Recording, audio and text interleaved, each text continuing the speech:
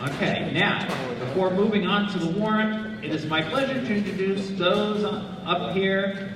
I am Roland Jaguar, I am the town moderator. We have Joe Judd, our town clerk. We have also Select Board Vice Chair Andrew Baker and Select Board Member Rick LaPierre. And at the end of the table here, we have our town administrator, Terry Narkowitz, who keeps it all together. Okay, at this time, I will call for a moment of silence for my good friend for the past 4 decades, Bob Manners, who passed away on January 19th, while serving as a select board member for the town for 2 decades.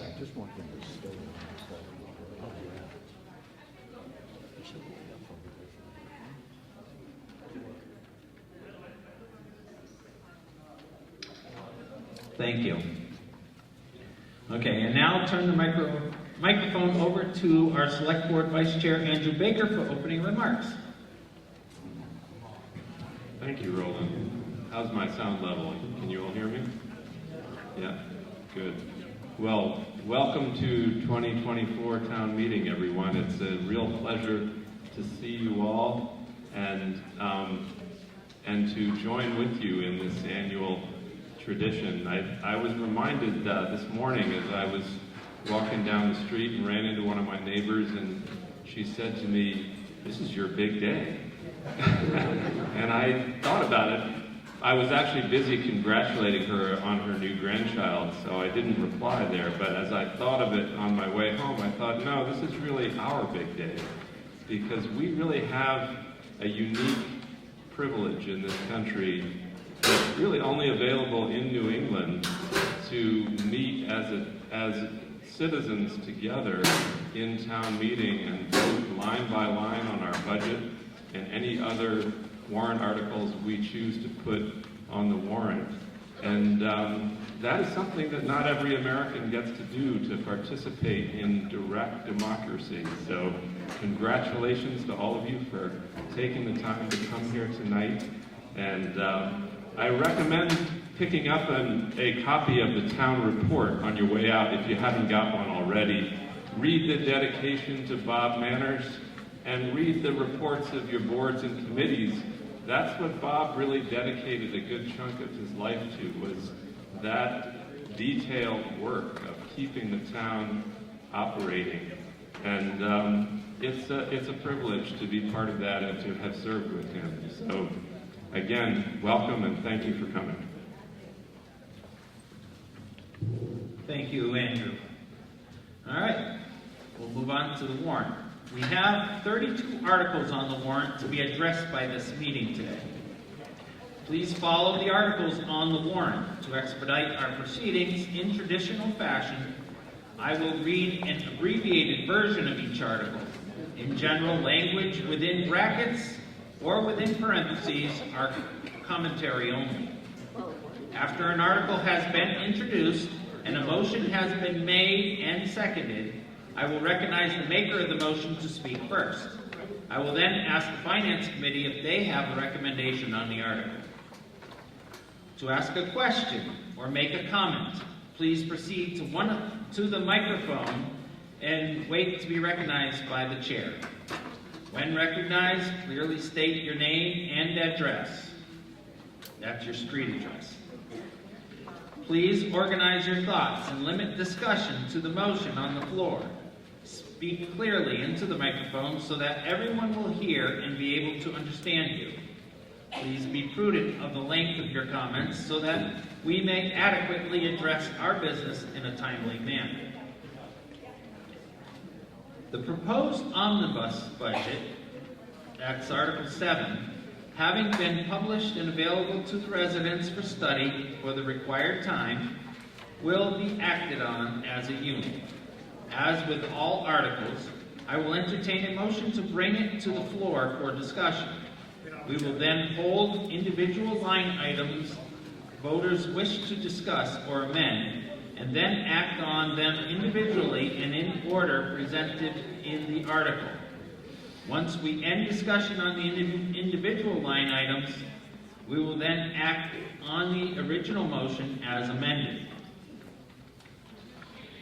All voting today will be by a card system rather than voice votes. Voters have received at the check-in table a yes card, a no card, and an abstain card for voting. The votes will be counted for all motions requiring a 2/3 vote. The votes will also be counted when the chair is in doubt or a voter raises a card, is recognized by the moderator, and requests a count. If 7 voters support the request, a count will be taken. When a count of votes has been ordered by the chair and the requested vote has been asked, all voting per the request will hold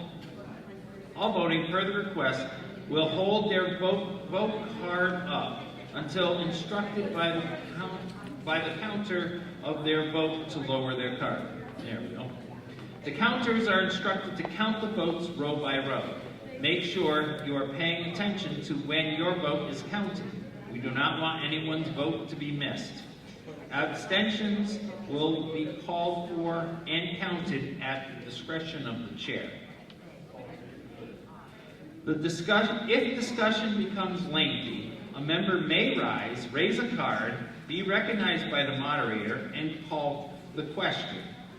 There is no debate, and a 2/3 vote is required to end discussion. If the vote is affirmative, the maker of the motion is allowed 10 minutes to address the matter according to Shelburne town bylaws. To make an amendment, please write it down and proceed to the microphone to be recognized by the moderator. There are paper and pens available right here on the table if you need it. Be prepared to submit it to the town clerk if requested. Please take a moment and assure that all your electronic devices are silenced.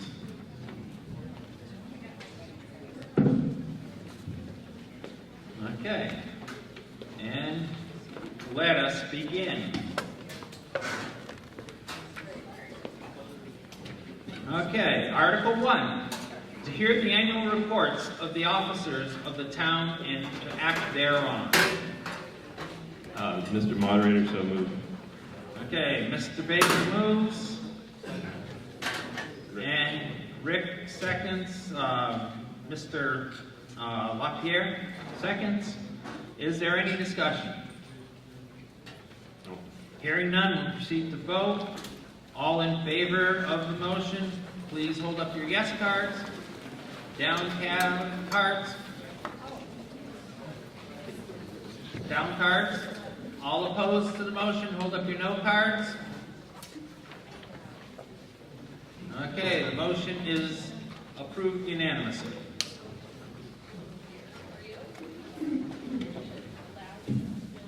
Okay, Article 2.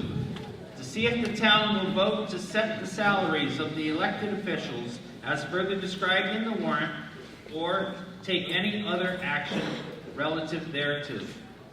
Mr. Moderator, so moved. Mr. Baker moves. Second. Mr. LaPierre, seconds. All right. Mr. Baker, would you like to speak to the motion?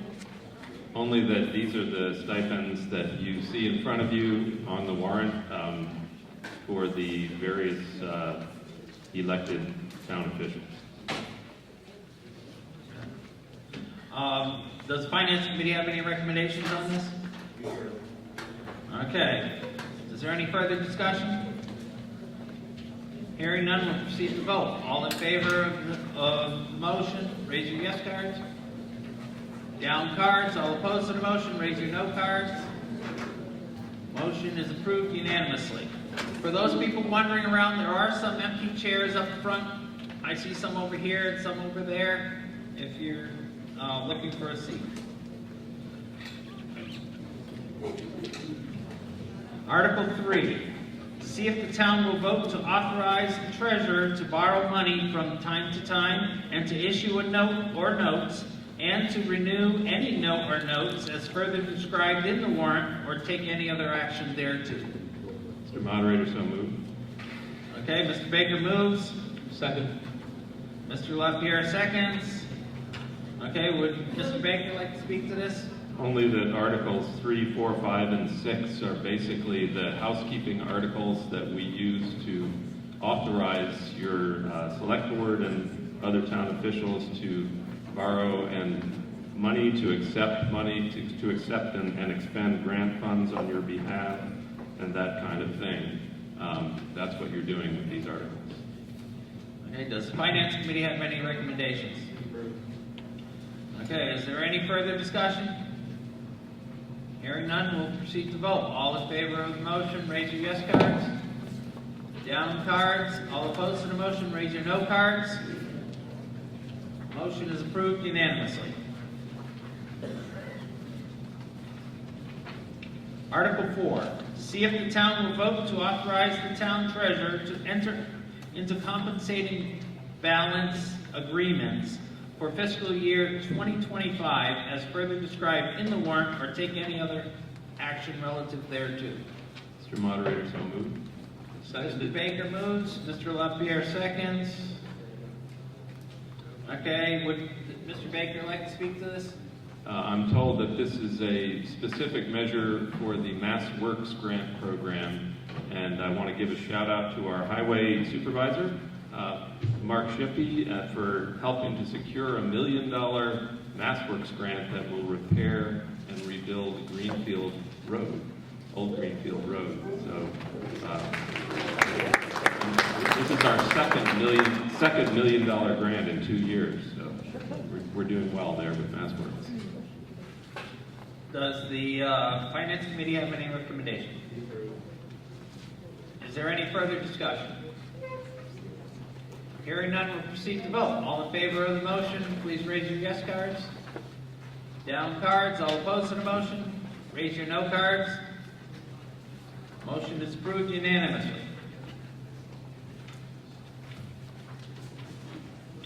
Article 5, to see if the town will vote to authorize the select board to apply for, execute contracts, and expend grants or monies as further described in the warrant, or take any other action relative thereto.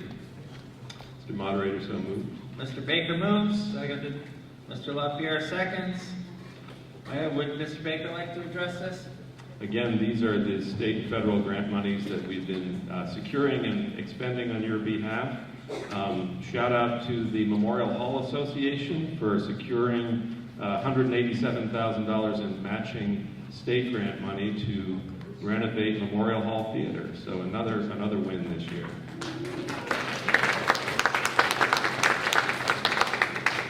Does the Finance Committee have any recommendations? Are there any further discussion? Hearing none, we'll proceed to vote. All in favor of the motion, raise your yes cards. Down cards. All opposed to the motion, raise your no cards. Motion is approved unanimous.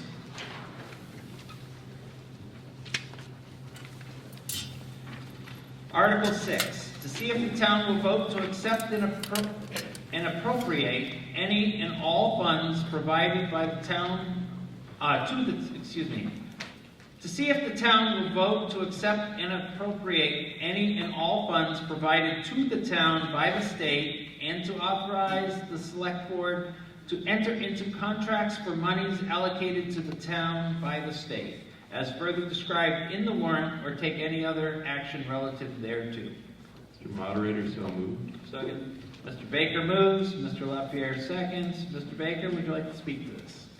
Only that as you were walking or driving here, you might have passed over some newly paved roads on Mechanic Street, Maple Street, Church Street, and the upper part of Bridge Street. Those are all your Chapter 90 money at work there with new paving in the village. All right. Does the Finance Committee have any recommendations? Is there any further discussion? Hearing none, we'll proceed to vote. All in favor of the motion, please raise your yes cards. Down cards. All opposed to the motion, raise your no cards. Okay, motion is approved unanimously. Article 7. Let's see. All right, Article 7, the omnibus budget. To see if the town will vote to appropriate sums of money for the purposes listed, beginning with moderator's salary and ending with Memorial Day, totaling $5,699,885, as further described in the warrant, or take any other action relative thereto. Mr. Moderator, so moved. Mr. Baker moves. Second. And Mr. LaPierre seconds. Okay. Now is the time to discuss or amend any of the line items in the proposed omnibus budget. Before any discussion or proposed amendments occur, I will ask which line items any voter wants to discuss or amend. We will do this section by section. Once a list has been compiled, we will act on those line items one at a time in the order listed in the article. So let us proceed. Let me pull out my budget. Okay. Which line items would you like to discuss or amend in section General Government, which is the first page?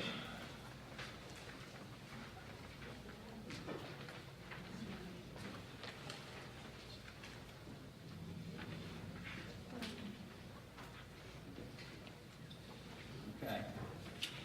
All right, I don't hear any. If there's no hold, are you going to vote on each section or wait for the end? No, I'll wait till the end.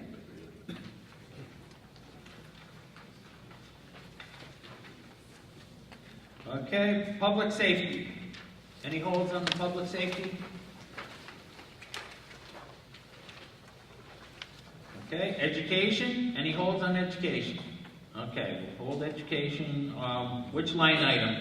Mr. Speaker, 3105400. Okay. Any other line items under education to be held? I think Jason has. I put my hand up for the same one. Okay. All right, we'll move on to highways. Any line items under highways to hold?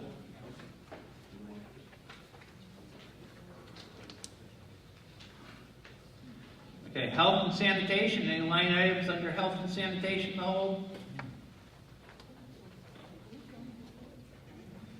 Any line items under recreation to hold?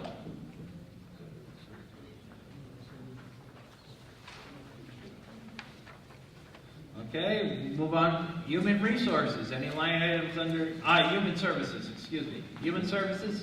Mr. to hold? Moderator, Yes, Mr. Baker. 491-5400. Okay. Any other line items to hold? Okay. As it is now, we have two line items we're holding. And we'll proceed on to line item 310-5400. Okay, which is Mohawk Trail Regional School. So, who held it? You want to speak to that? Go ahead. Thanks, everyone. Identify yourself and your address, please. Matt Popley, member of the Finance Committee, 54 Patton Road. So the Finance Committee would, after extensive review, recommends voting no on omnibus line 310-5400, which is the school budget. There's several factors that led the Finance Committee to this determination, and we'll highlight three facts tonight that we believe are most representative of our findings of the budget. Fact one, the school district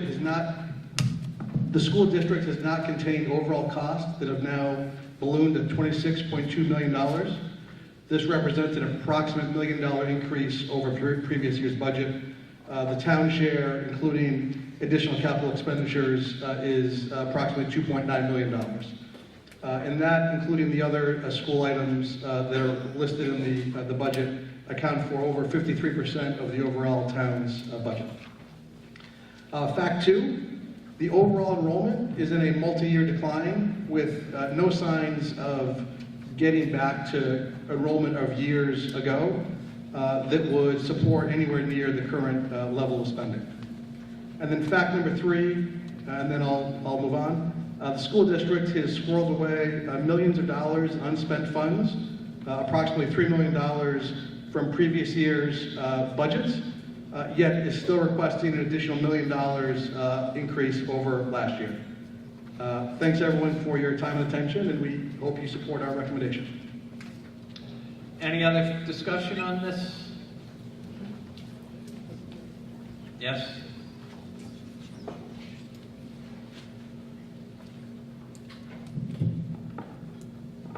Hi everyone, Willow Cohen, 5 Masonic Avenue. So before we get into budget numbers, I actually want to give you a summary of some of the great things that are happening within the district. The district's overall enrollment is up from 802 in June of 23 to 819 in March of 24. The middle high school enrollment is up from 284 in June of 23 to 315 today. The enrollment in BSC is slightly down from 276 in June 23 to 262 now. The district has incredible teaching staff. Some staff are also teachers at UMass. Teachers and co-instructors are presenting information, math classroom at state and national conferences. One of our middle school teachers is actually one of the most promising. It's been selected as the most promising new teacher at the Massachusetts Council for Social Studies. 2 BSE teachers were selected as a 2023 recipient at Mass Audubon's Conservation Teacher of the Year Award. Mohawk Trail is offering a new course this coming year called Forensic Science in collaboration with the Shelburne Police Department. Also a brief snapshot on the students. 68% of the Mohawk Trail students are taking advanced coursework, including 11 AP courses and other advanced math and science offerings. 67% of those AP students score high enough on those exams to earn college credit. Over 70% of recent graduates have moved on to a wide variety of colleges and universities. I asked for the 2024 college acceptance list. It's already over 2 pages long. Of the commitments this year, that includes Dartmouth, Mount Holyoke, Clark, Massachusetts College of Art and Design, Wesleyan, Curry, Bennington College, University of Colorado, Wheaton College, Oregon State, Hofstra, UMass Amherst and its Honors College, along with many other state, local, and private colleges. The students have also moved on to, and will move on to, successful careers in training programs, the military, and directly into the workforce. The students are also benefiting from work-based learning opportunities and internships with local businesses. This includes the Land Trust. And one student will actually head to the State University of New York College of Environmental Science and Forestry out of that internship. Another is interning at UMass Amherst on tick identification. And another is at Davenport's, learning auto mechanics and small business management. Mohawk continues to look at pathways for environment, manufacturing, medical careers, business entrepreneurship, and many others. Students from the Key Club have created a sharing and caring closet where gently worn clothes can be collected, and anyone in the community who is in need may come and get an article of clothing. And they were actually just awarded very recently the Peacemaker Award through the Trap Rock Peace Center in the Franklin County.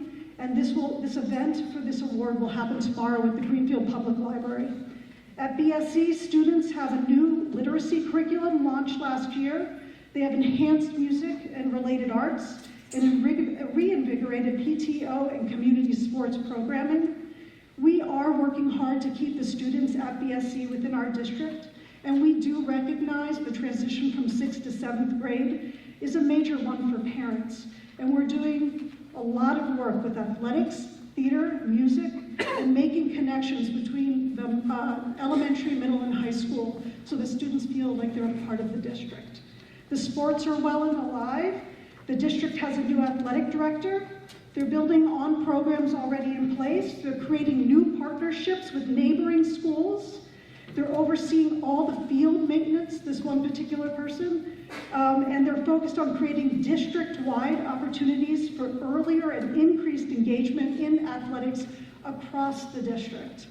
A few highlights: of the 5 wrestlers who competed in Western Mass D3, 4 made podium. At states, the girls' alpine ski team came in 2nd. The boys came in 7th, and 2 of the girls were in the top 10. The Nordic team, the boys placed 8th, and the girls placed 11th in the MIAA state championships. And our athletic director, Greg Lilly, is creating district-wide opportunities for early and increased engagements for everyone. The arts, just to touch on the arts, we have curriculum-based classes like Artlish, which is art and English, and improv. We have chorus and band, music and band performances each semester within the district. There are theater performances each semester, including original works and very well-known plays, including Charlie Brown that just finished. I would encourage everyone to come to the schools and visit and see what's happening. There are open houses every fall. There's annual celebrations of learning in the spring. There are plays and concerts and sporting events. There's an upcoming music district concert on May 16th. And there's capstone presentations by Mohawk seniors that are open to the public. Looking toward the future, I do want to speak to that. We are well aware that the towns cannot continue to fund this increased assessments, essentially providing revenues that the state is refusing to appropriate. For the last 15 years, the district and our towns have tried numerous times to develop paths to sustainability. And we have been working on some of those steps. We've closed one school already, and we're looking at all of those other options that have been discussed to date. And this past fall, Mohawk Trail District and Hollamont District, in cooperation with the town of Charlemont, applied for and received a $250,000 grant to compensate a comprehensive study of these 2 districts, with the goal of finding and implementing a financially sustainable path forward. And we are working directly now with Burke 12. It's an educational consulting group highly experienced in working with Western Mass districts, because they are very familiar with the issues that not only what we're experiencing, but what other districts are experiencing other than us. There is a flyer, so if you didn't already pick it up, I encourage you to please take the flyer and read about it. We are also strongly encouraging community engagement in this. This is not just for the schools, this is for the entire community to get involved. You can go onto the website, fill out your information, and they will be in touch, and there will be many, many opportunities for the community to be a part of this process. We've already had community meetings. We've had community select board, finance committees, teachers, and students. There will be surveys that will be going out. There will be data collection and analysis over the summer and fall, and then as we continue to look at options, there'll be additional opportunities for the community to get involved. Ultimately, the steering committee will choose an option, and then it will bring it to the towns. And so that's why we would love everyone's input, and please consider getting involved throughout the process. Achieving financial sustainability will not be easy. There are hard choices to make, and we know that. But we cannot budget cut our way out of financial issues and still have an educational program that we want for our students. When we cut what families want, they will send their children elsewhere, or those who can afford to do so will do so, and the others who are perhaps more vulnerable or not able to will be left with a lesser shell of an education. So that's why we are working so hard on both the expense side and the revenue side. And I truly, truly hope that you will work with us as a community. So thank you for taking a few minutes to listen to me about the schools. I want to turn it over to Jason to talk about the budget. Thank you.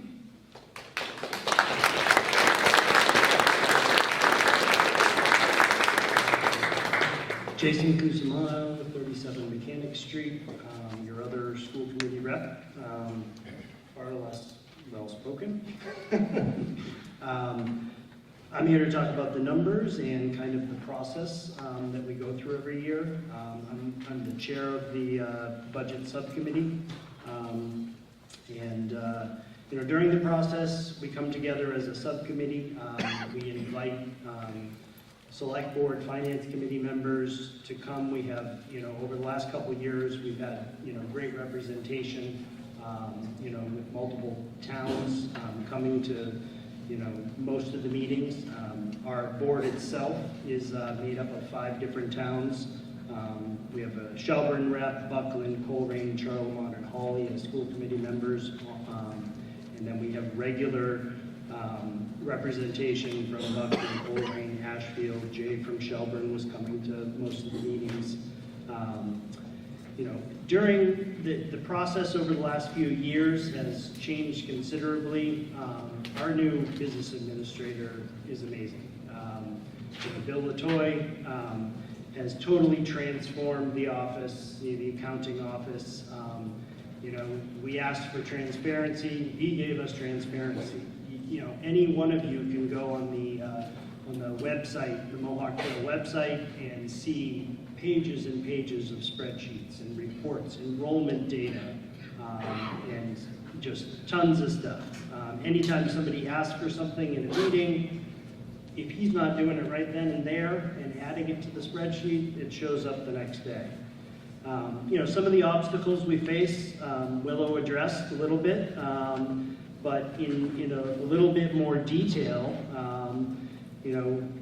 Big thing coming out of COVID, our kids have a lot of needs. There's a lot of social, emotional learning needs, and that has caused a lot of special education costs, especially out-of-district placements, have really become a large need that we have to provide for our kids. So that has gone up considerably. Transportation costs are ridiculous. We go out to bid generally every 5 years. 3 different companies will show up, and every year it's one bidder, and that's across the state. Don't want to use the word collusion, but it feels like it. So our transportation this year, we partnered with a collaborative of multiple schools. We had it bid as our own district alone and through the collaborative, and the collaborative route was much less expensive, but it's a 12% increase from the previous year. We were able to, our facilities director was able to fine-tune the routes and trim a route out of it, which helped offset some of that. It would have been worse if we had the same routes. In the last 20 years, we've had little to no increase in Chapter 70 funding, which is a big part of how the state funds us. It's up 0.7% this year, which is minuscule. The governor's and House budgets have come out, and given very poor reimbursements this year so far. We're getting about 1/3 less for our transportation reimbursement. Last year we got 90%. This year we're getting 60%. So far, it hasn't been fully passed by the Senate yet. Charter schools are down 30% for reimbursement. Every charter school student that we send to a charter school costs us $25,000 to $30,000 a student, and we get a portion of that reimbursed, and it's 30% less this year. This year, town's minimum contributions, which is numbers that the state DOR sets, are up 5.1%. So that's the first number that Shelburne has to pay. So across the board, our minimum contributions are up. And this year we also, often when we budget, like our transportation number, we'll budget a number, and then if there's any excess, it comes back to the towns the following year, actually it might be 2 years later, but it comes back to the towns. We budgeted very closely in the previous year, so there's very little money coming back to the towns. in that regard.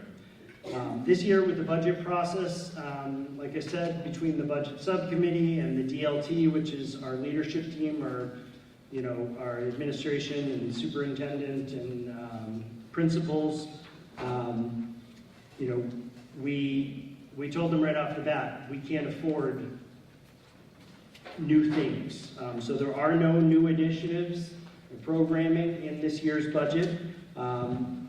We're supporting the current programming the way it is, but added no staff other than special education needs.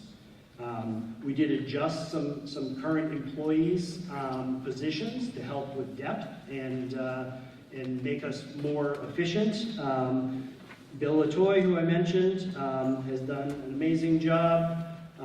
He came to us with a superintendent's license, and he has agreed to be his new title, if I can find it, is the Assistant Superintendent of Business and Finance. So when Cheryl has to step aside for rural advocacy, she's big in trying to get our rural aid funding, or she's away, then Bill has the ability to step in and make decisions as the superintendent because of his licensing. He's done an amazing job and often wears many hats. Willow mentioned our athletic director, Greg Lilly, has done an amazing job. That position has been transformed from just a Mohawk Trail athletic director to a district-wide athletic director, so he's getting the elementary schools all involved, kids invigorated. He's there every weekend doing soccer programs. Kids are, my kids have played field hockey and soccer under the lights, all because of the initiatives he's pushing. He creates co-ops for programs that we can't fully support so that we can still provide the sporting events we want.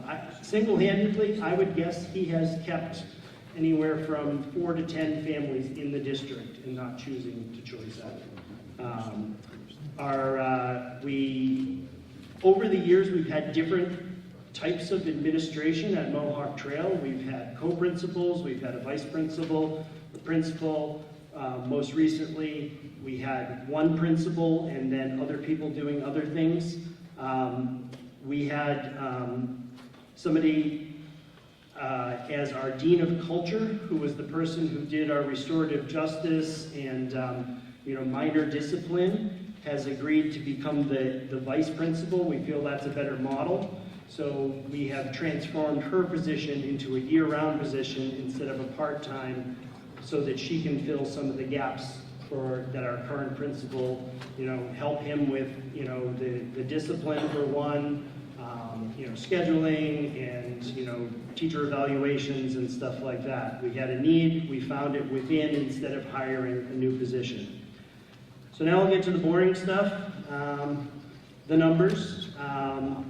This year's proposed budget, as you see, if you picked up the flyer or listened to the Finance Committee, our all funds budget, we call it. In years past, we used to, and many schools do this, is present the budget after the grants and other revolving account stuff. We felt that didn't really give the public a true picture of what it costs to run a school. So over the past 3 to 5 years, we've done what we call an all funds budget. So our all funds budget for this year is $26,171,925. That is a 3.9% increase from the previous year.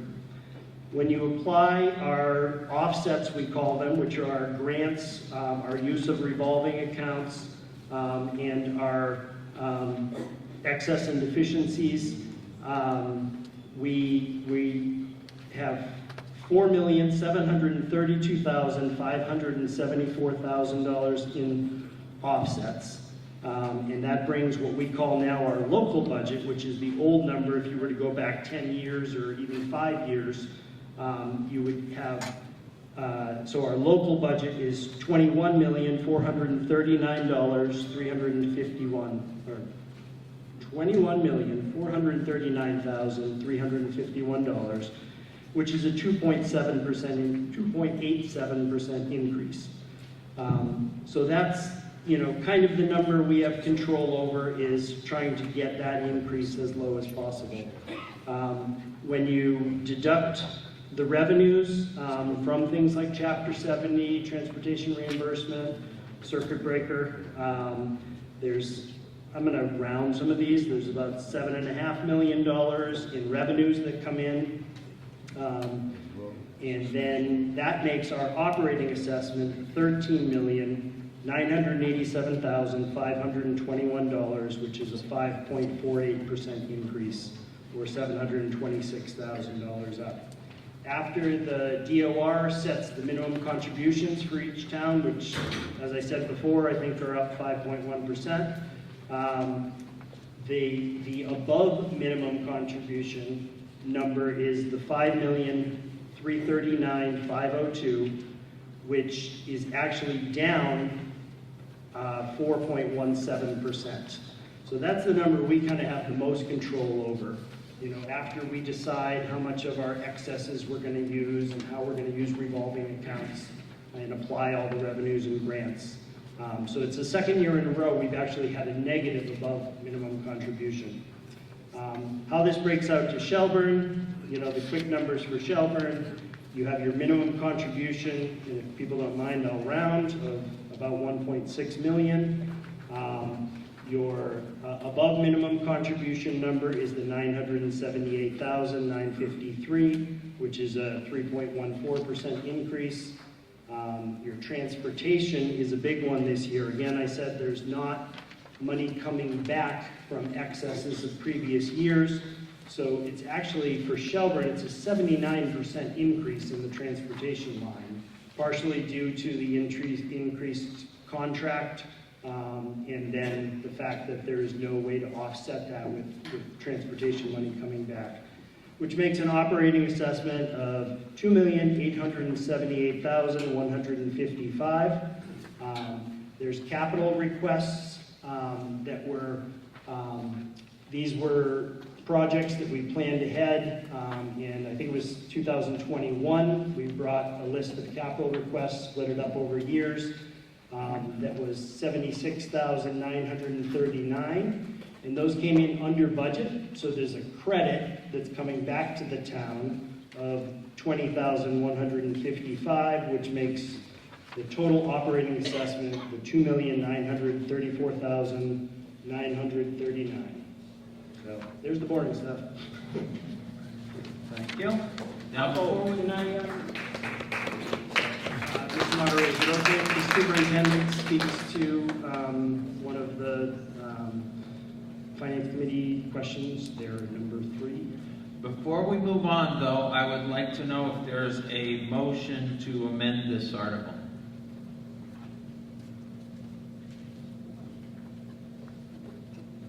I don't hear a motion to amend the article. Do we need to proceed with discussion? There's no motion to amend? All right. I guess the question is, are you going to vote up or down on this article or on the whole budget? If there's no motion to amend, which means the numbers stand as they do when we get to the main motion. So, over here. Walker, 8 for mechanic. Stand up, please. Walker, 8 for mechanic. I make the motion to amend by $1. So continue discussion. Okay, do we have a second? He made a motion to amend to $1. By $1. Reduce by $1. Reduce it by $1. Okay, he made a motion to amend to reduce the budget item number to reduce it by $1. So am I understanding you correctly? Then you would say it's $2,878,154. Okay. Is there a second? We have a second. And your name? Oh, Stefan. Okay, Stefan Spolsky, seconded. And I'm sorry, I missed your name over there. Brad Walker. Brad Walker. Okay. Okay. Now we will continue on with discussion. I'm going to ask Mr. Walker if he would like to speak to it now, since he made a motion to amend. I think that we're very lucky that we have the chair of the school budget subcommittee as our town representative.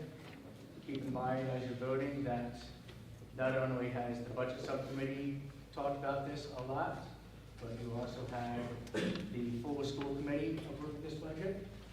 That represents hundreds, literally hundreds of hours of people analyzing this budget compared to my case, about 15 minutes. There is a certain level of trust that I have in my elected officials to get this done right. My amendment is because I see a number of people wishing to speak, and I'm hoping to not let that get short-circuited. All right. And now, Mr. Cusimano, you are asking if the school superintendent may speak. Are there any objections? Moderator, Yes. should the discussion be limited to the amendment at this point?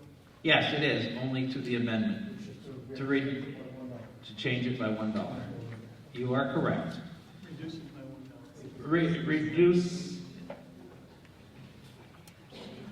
the amendment on the floor right now, or the motion to amend on the floor right now is to reduce the budget of that one line item by $1, which means it's $1 less than what's shown on the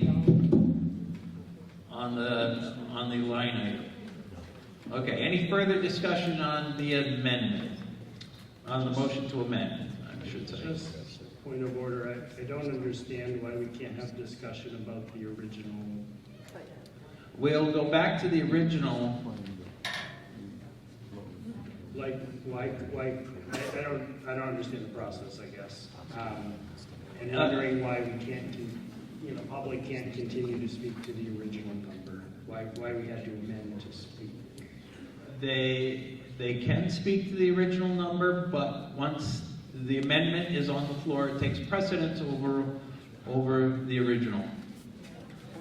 Okay, so you can still speak to it because it's relevant as long as you're addressing the motion to amend and reduction by $1.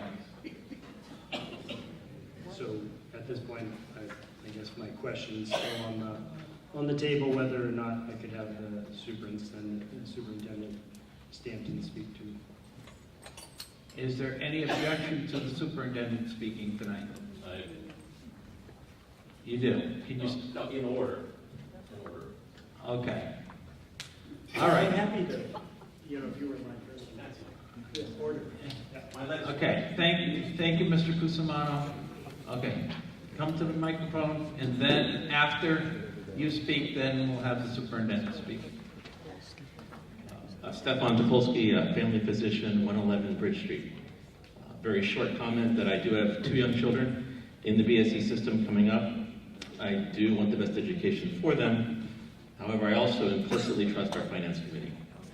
While I appreciate all the great meetings we've had and look forward to more of that with what limited means apparently that are not enough, I feel the issue is to really address the finance committee's concerns. And what I want to hear is where exactly is there extra money or millions that have been appropriated and not spent before we spend more. And I would love to negotiate it more with the finance committee and not approve it tonight. Thank you.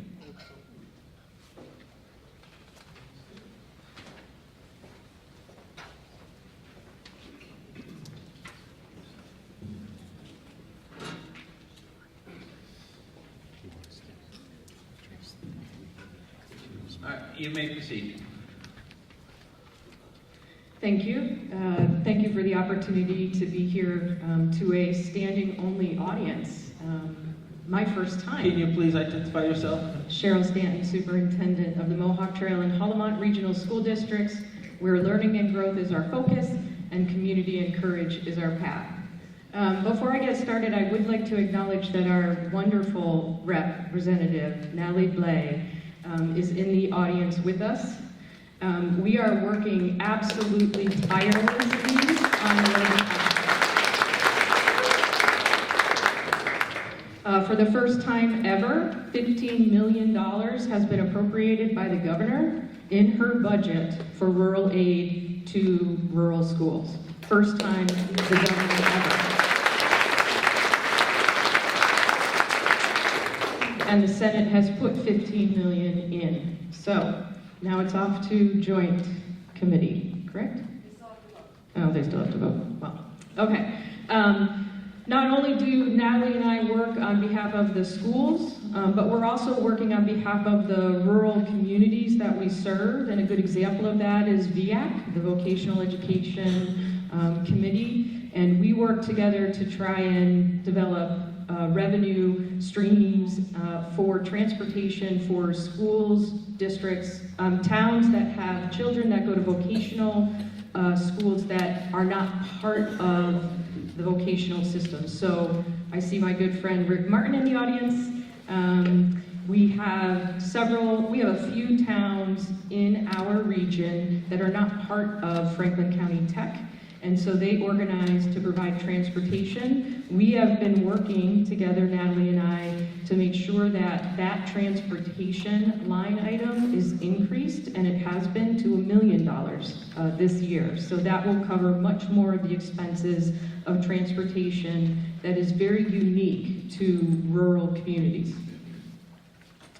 With regard to the Finance Committee's concerns, I will address the district not controlling costs. One of our largest cost centers is personnel. It is the teachers, the administrators, cafeteria workers, custodians, every adult that touches the lives of our children. That is typically a large increase for us. As you can imagine, we have negotiated contracts that we need to build into our budget.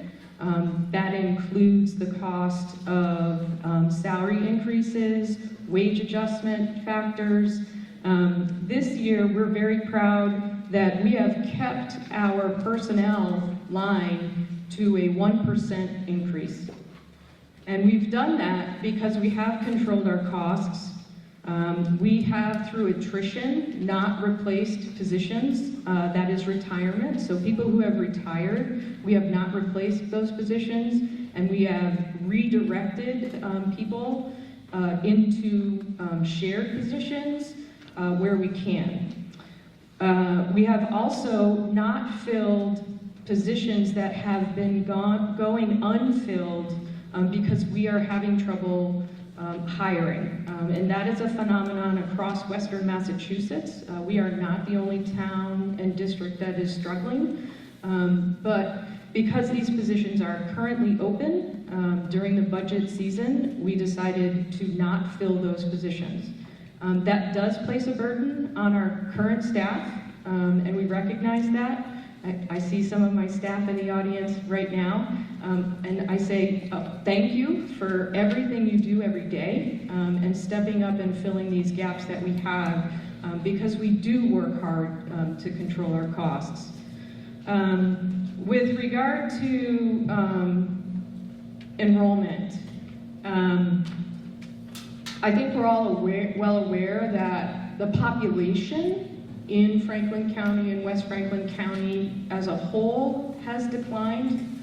I think it's also important to understand that one of the factors that is affecting the ability of young families to move into Western Mass is the lack of housing, affordable housing, and also the fact that we have many supports and resources to help people age in place.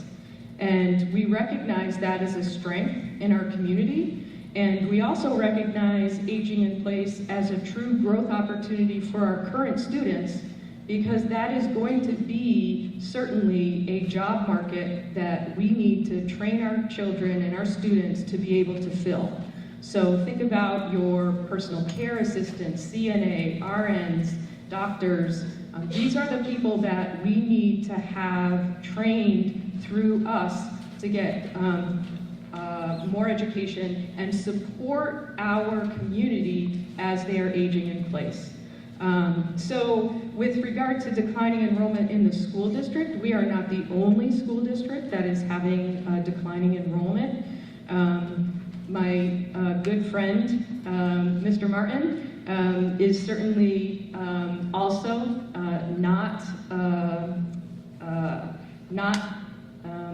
the word is escaping me.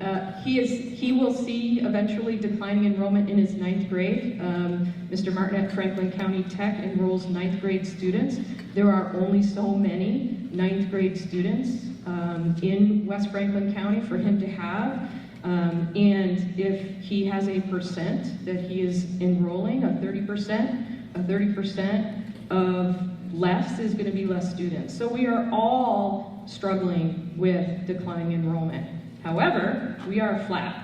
We have flat enrollment, and our sustainability study will be coming out with a full enrollment analysis. And we are actually looking for the next 5 to 10 years to be relatively stable. So this sharp decline in enrollment that we've seen, we are not anticipating moving forward. Lastly, the idea that the district has squirreled away funds over $1 million. We have received as a district, we have received about $2 million from the federal government in ESSER funds. Those were the funds for COVID relief.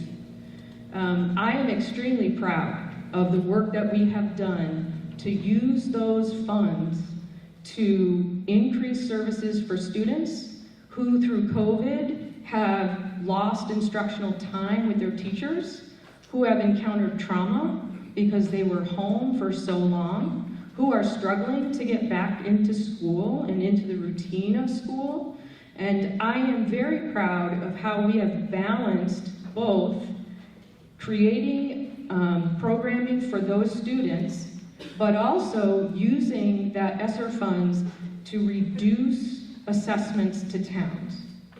So the idea that we are squirreling away money, I would say we are actively using federal dollars to increase services for students that need them and to reduce your overall assessments. Without ESSER, your assessments would be almost $2.5 million higher.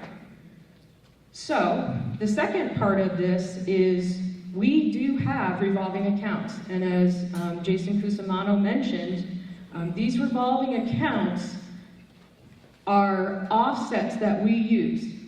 This year it's $4.7 million in offsets, grants.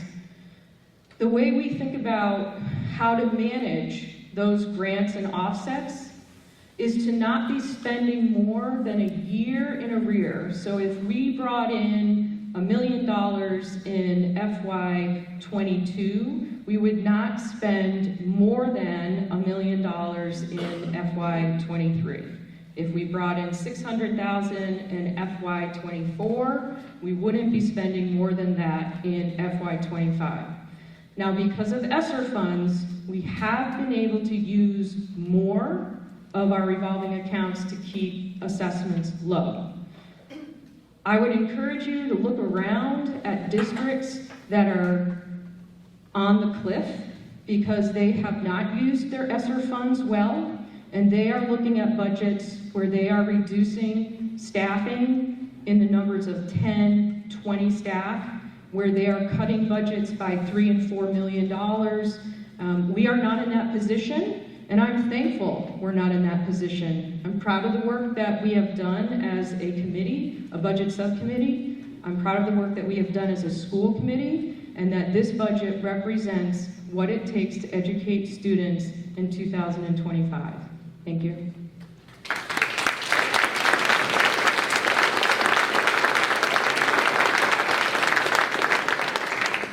Any further discussion on the motion? Mr. Moderator, Motion to amend. Mr. Taylor? could you just explain the impact of the amendment? If we voted $1 less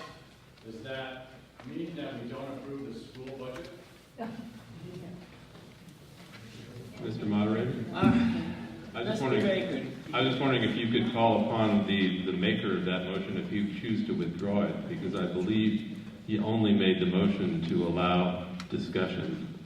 So, am I correct there? I think that might move things along here. Okay.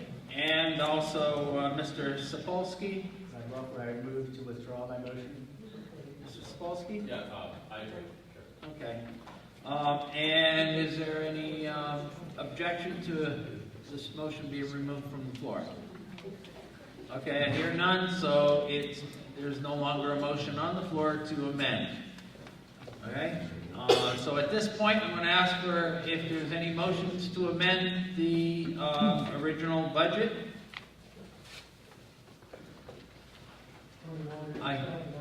You do have one more for Hill Cemetery. Yes, I'm talking about a motion to amend the original budget on this line item. Okay, I don't hear any, so we'll move on to the next line item. Okay. Line item 4915400, care of Hill Cemetery. Mr. Moderator, can you recognize Joe Judd who would like to speak to this? I certainly would. Mr. Judd. Thank you, Mr. Moderator and Andrew.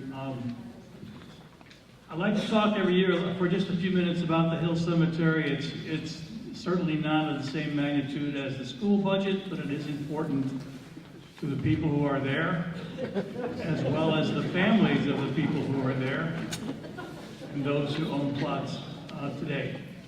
The commissioners of this cemetery, Libby Burnham, Les Chadwick, and Lonnie York, and myself, we have done a lot of work over the years with the help of the Board of Selectmen and the town to improve this cemetery in many different ways. And the one thing that I think about is that I'm not sure that a lot of people even know where the Hill Cemetery is or what it is. The Hill Cemetery is the only cemetery in town that's owned by the town of Shelburne.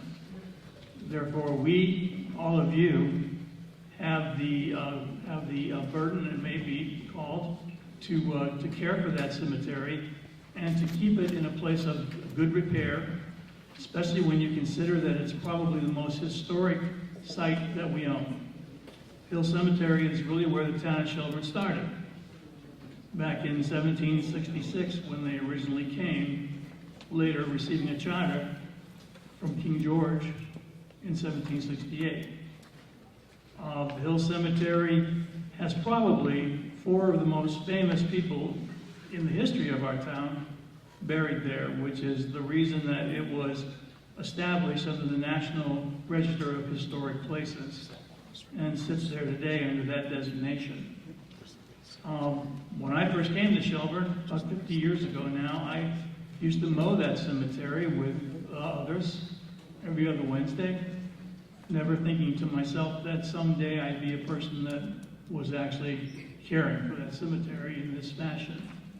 And it has a long history of usage in this town, dating back to the dates that I already mentioned. And it's carried forward to today.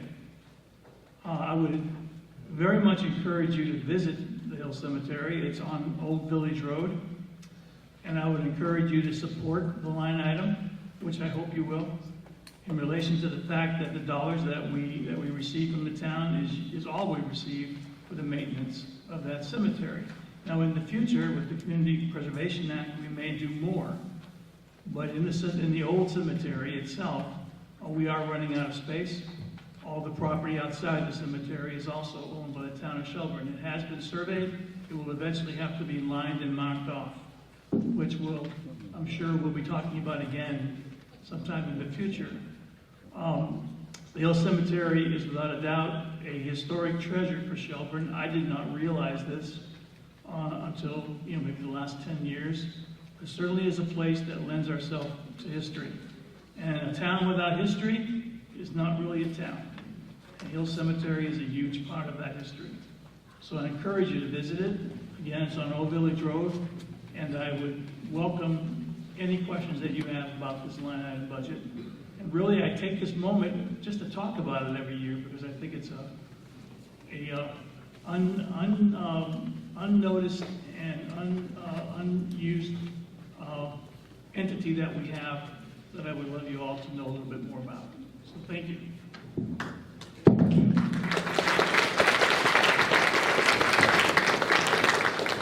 Thank you, Mr. Judd. Is there any other discussion on this line item? Hearing none, then we've gone through the two line items. We will go back to the original motion.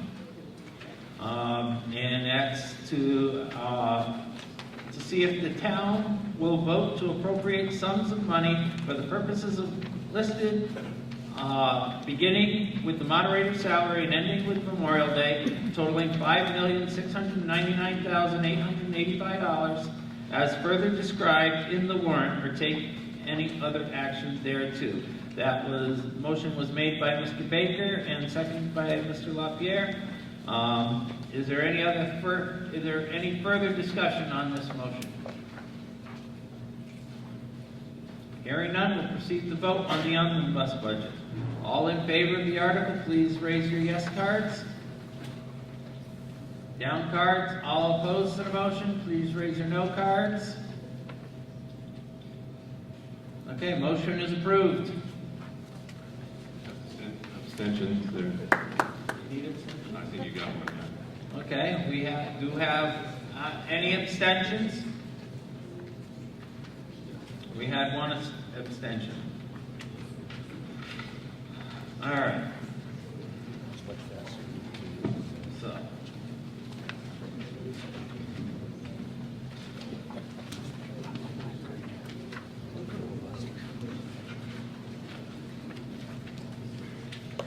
At this time, I'm going to call for a 5-minute break and stretch your legs and stuff, go to the bathroom, whatever you need to do.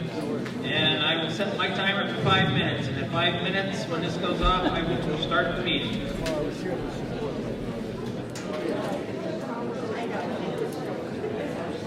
All right, we'll proceed. Article 8. See if the town will vote to appropriate the sum of $56,784 to fund the Mohawk Trail Regional School capital budget for fiscal year 2025, transfer $500 from the Quintus Allen Trust Fund and raise the appropriate $56,284 as further described in the warrant, or take any other action relative thereto. Mr. Moderator, so moved. Cusimano. Oh, Mr. Cusimano moves. Mechanic Street. And Willow Cohen? Yeah, okay. Willow Cohen, seconds. All right. Would Mr. Cusimano like to speak to the motion? Yeah, just quickly, I briefly kind of mentioned the capital in my other, this is the third year or so of the capital articles that were presented in 2021. It's actually reduced. It was supposed to be 76,886, but because of the coming in under budget on some of the projects, there was a $20,155 credit applied to this. So that's how we get to the 56,784. Mostly stuff that, here in Mohawk Trail, some paving and boiler stuff. I don't remember the list. It was a few years ago. Okay. Does the Finance Committee have any recommendations on this article? Okay. Is there any further discussion on this article? On the motion, I mean. Is there any further discussion on the motion? Hearing none, we'll proceed to vote. All in favor of the motion, please raise your yes cards. Down cards. All opposed to the motion, raise your no cards. Motion is approved unanimously.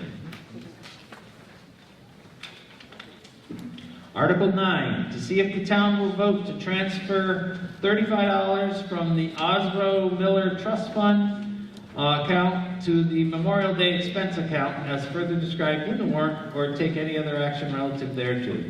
Mr. Moderator, so moved. Mr. Baker moves. Second. Mr. LaPierre seconds. Would Mr. Baker like to address this? Yeah, I'd just like to say a word. This is perhaps the smallest warrant article in the budget, but maybe the most meaningful to me, at least.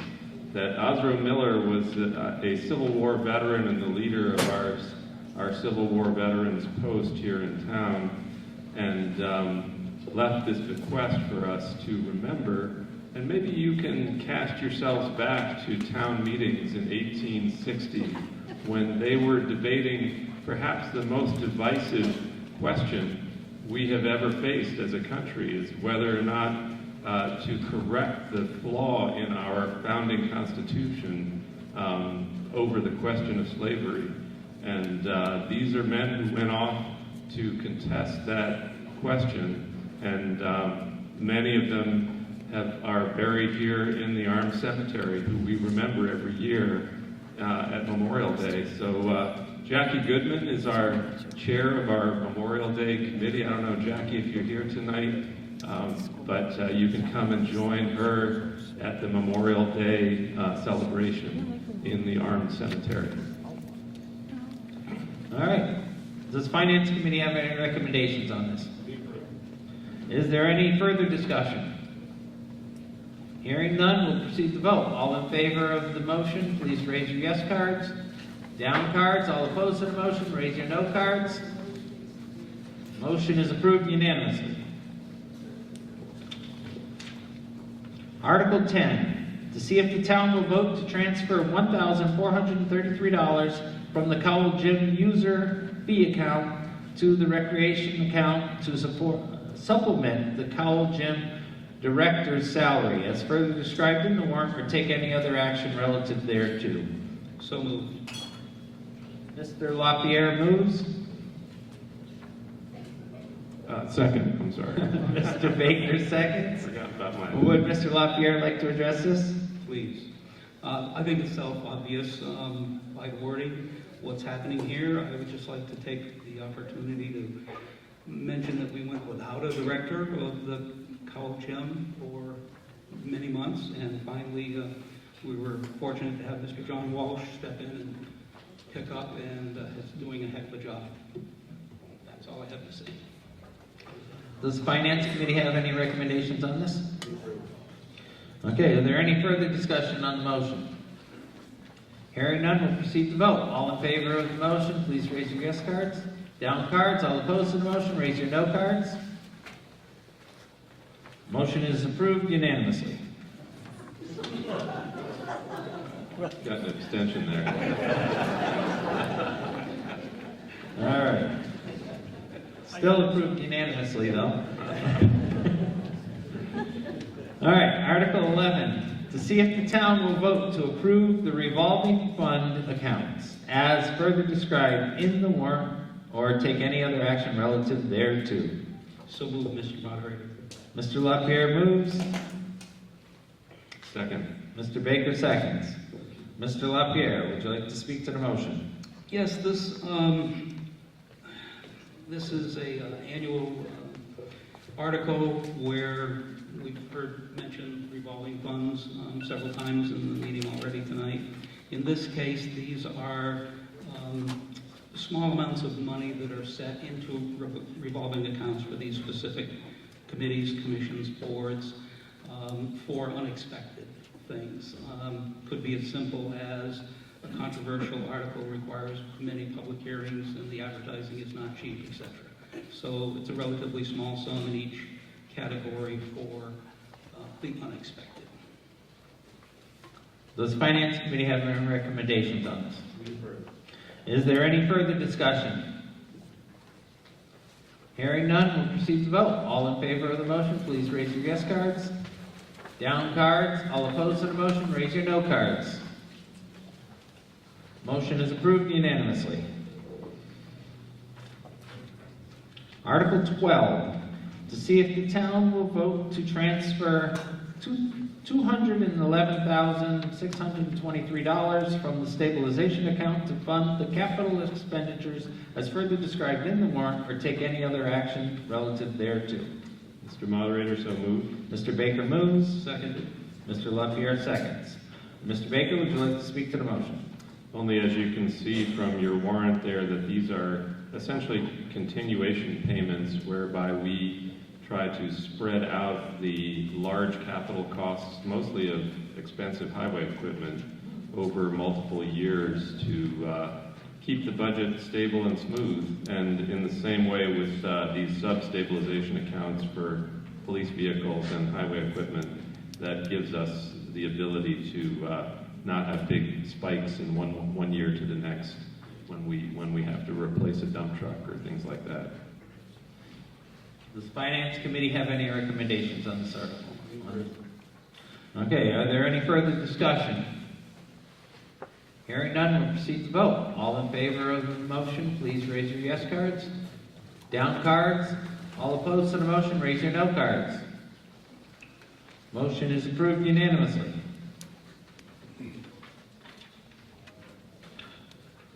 Article 13. To see if the town will vote to readopt and accept the provisions of the Massachusetts General Laws establishing an other post-employment benefits liability trust fund, to authorize the select board and treasurer to execute a declaration of trust, to designate the treasurer as the trustee of such trust, to authorize the transfer of monies to such trust, and to authorize the trustee to invest and reinvest the monies as further described in the warrant or take any other action relative thereto. Mr. Moderator, so moved. Seconded. Mr. Baker moves, Mr. LaPierre seconds. Would Mr. Baker like to speak to the motion?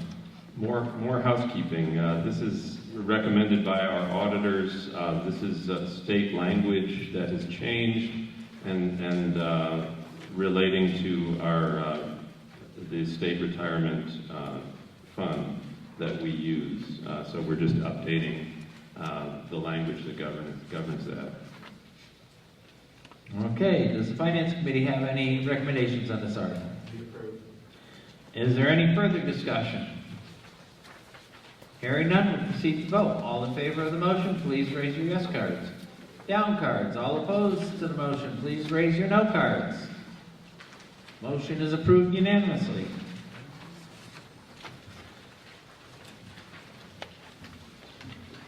Article 14. To see if the town will vote to transfer $27,000 from the stabilization account for the purchase and installation of a new server at Town Hall, as further described in the warrant, or take any other action relative thereto. Mr. Moderator, so moved. Mr. LaPierre moves. Second. Mr. Baker seconds. Mr. LaPierre, would you like to speak to the motion?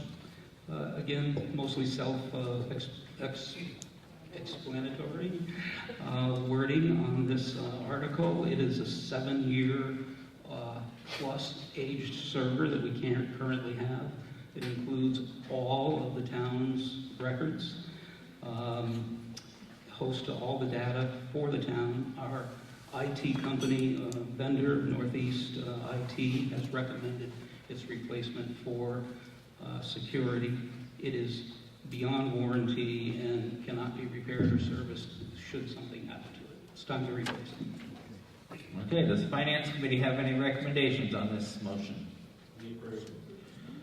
Okay, is there any further discussion? Hearing none, we'll proceed to vote. All in favor of the motion, please raise your yes cards. Down cards. All opposed to the motion, raise your no cards. Motion is approved unanimously. Article 15, to see if the town will vote to transfer $5,000 from the stabilization account for the purchase of a new copier at Town Hall, as further described in the warrant, or take any other action relative thereto. So moved, Mr. Moderator. Mr. LaPierre moves. Second. Mr. Baker seconds. All right, would Mr. LaPierre like to address this motion? Also, the wording obvious here, this particular copier is 10 years old. Pretty amazing in today's day and age. Maintenance costs are substantial, and it's another key piece of equipment used by all of the town. Paperwork that needs to be reproduced, and high time to change it. Okay, does the Finance Committee have any recommendations on this article? Is there any further discussion on this article, on the motion? Hearing none, we'll proceed to vote. All in favor of the motion, please raise your yes cards.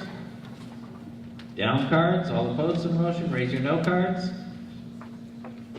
Motion is approved unanimously. Article 16, to see if the town will vote to transfer $55,000 from the Housing Trust Fund account to pay for half of a new elevator lift at the Arms Library, as further described in the warrant, or take any other action relative thereto. Yes. I need a... Lori's. Oh, Lori's moving? Okay, Ms. Wheeler moves, I'll second. and Mr. Baker seconds. Mrs. Wheeler, would you like to speak to the motion? Sure. Don't forget to identify yourself. Hi, I'm Lori Wheeler, and I live at 71 Main Street and 60 Bridge Street. I'm the director of the Arms Library, and I have to bring you the news that Lula is breaking down. Lula is the Arms Library's limited use, limited application lift. We are talking about that the lift at this point is obsolete. It's broken down a number of times, and you know, people once or twice have gotten caught in it. So we're looking to work on getting money toward that. And one of the quotes that we had, the most recent one from March of 23, was $102,500.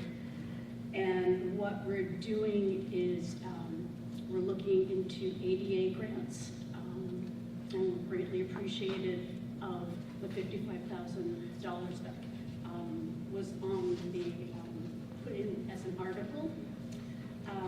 So we're working on getting more grants, and we've recently had a $10,000 anonymous donation that was given to the library. And if anyone has questions about this or wants to visit Lula, just stop by the library anytime we're open, and I can answer questions. And if you have questions this evening. Thank you. Any further discussion on the motion? Mr. Moderator? Yes. Oh, first of all, does the Finance Committee have any recommendations? Okay, any further discussion? Mr. Baker. Only just to say that there's sort of a two-pronged strategy at work here. You can see from the previous article that you approved Article 12 where we, sort of parsed out big ticket items over several years. That's one strategy we might choose if we're not successful in finding other grants. We can hopefully chunk away some money and replace the elevator when it finally breathes its last. Or we can, if we're lucky and successful, we can use this $55,000 as matching money to help us leverage a grant. So I think we're going to try that strategy first, and if we're not successful, we'll just have it as a multi-year payment plan. Any further discussion? Mr. Taylor? John Taylor from 10 Guy Manners Road. Just a question, what is the housing, maybe everybody else knows, what is the Housing Trust Fund account, and where did it come from, and what can it be used for? The Housing Trust Fund account... Yes, Mr. Baker, you may address that. Excuse me, Mr. Moderator. I saw John looking at me, so... Anyway, thank you, Mr. Moderator. And the Housing Trust Fund account was set up quite a few years ago, back when our Community Development Block Grant Fund was used to run a housing rehab program for low and moderate income homeowners, and they received multi-year loans, which many of them have paid back and are continuing to pay back. And so that money goes back into our Housing Trust Fund when those loans are repaid. And the trust fund regulations are surprisingly broad, so we can use that funding for a number of different purposes. Terry, you might be able to chime in and say what some of the uses we've put those funds to over the years.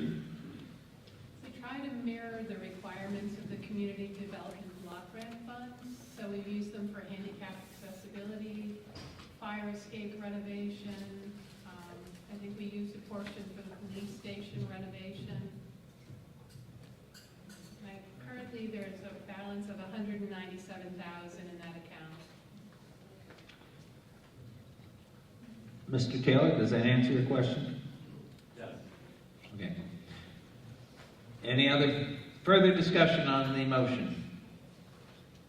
Hearing none, we'll proceed to vote. All in favor of the motion, please raise your yes cards.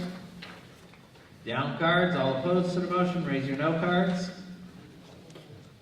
Motion is approved.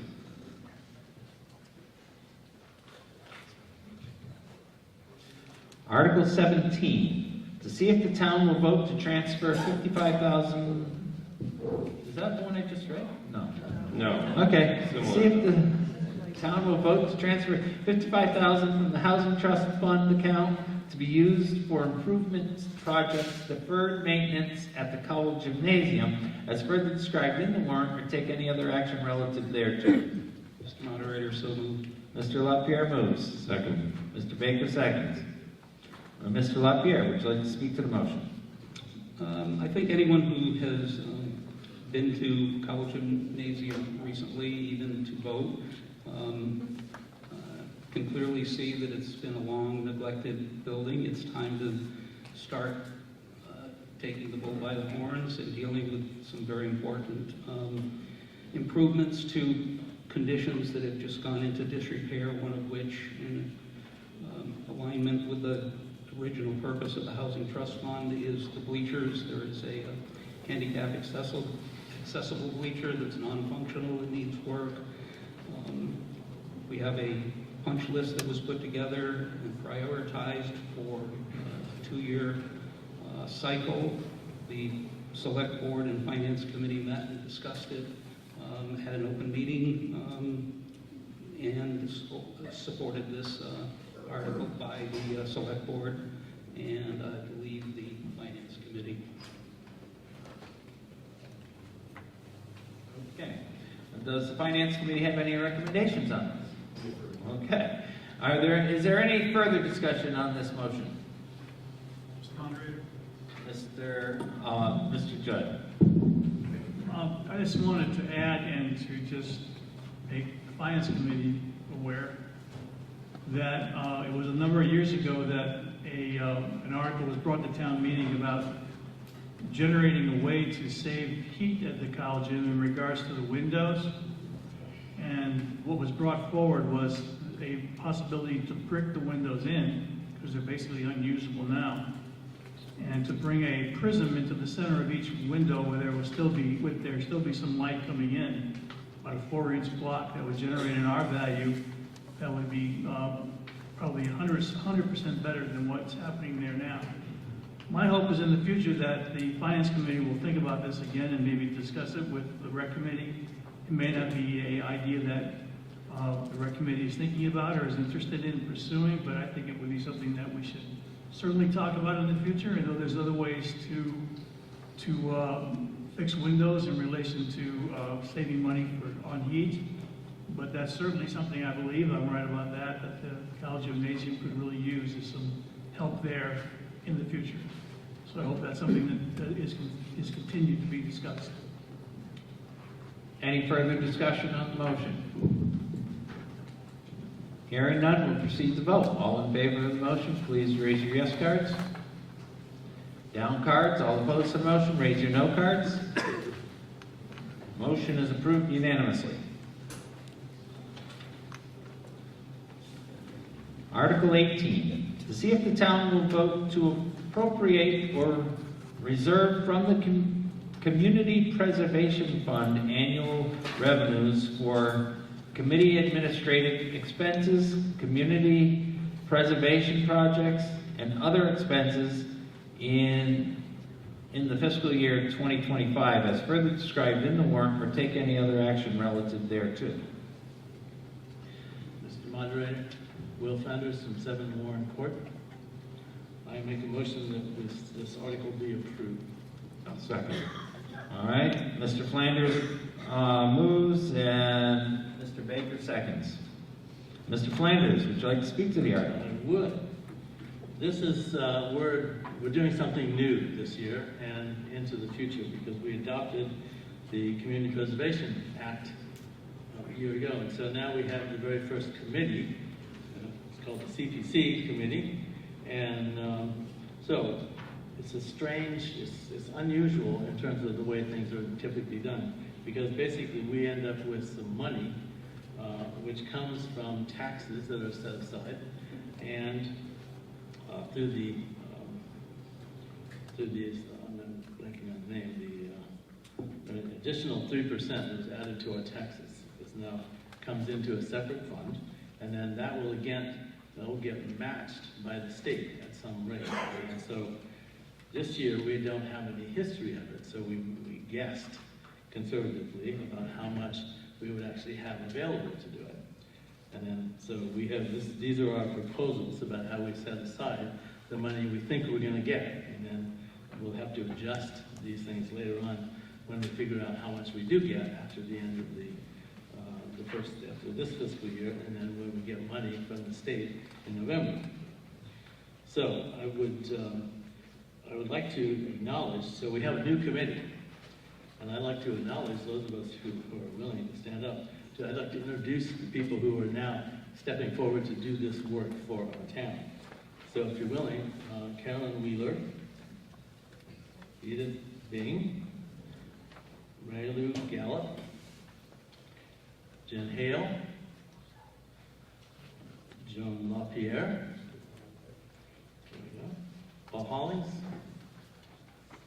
and Susie Berger.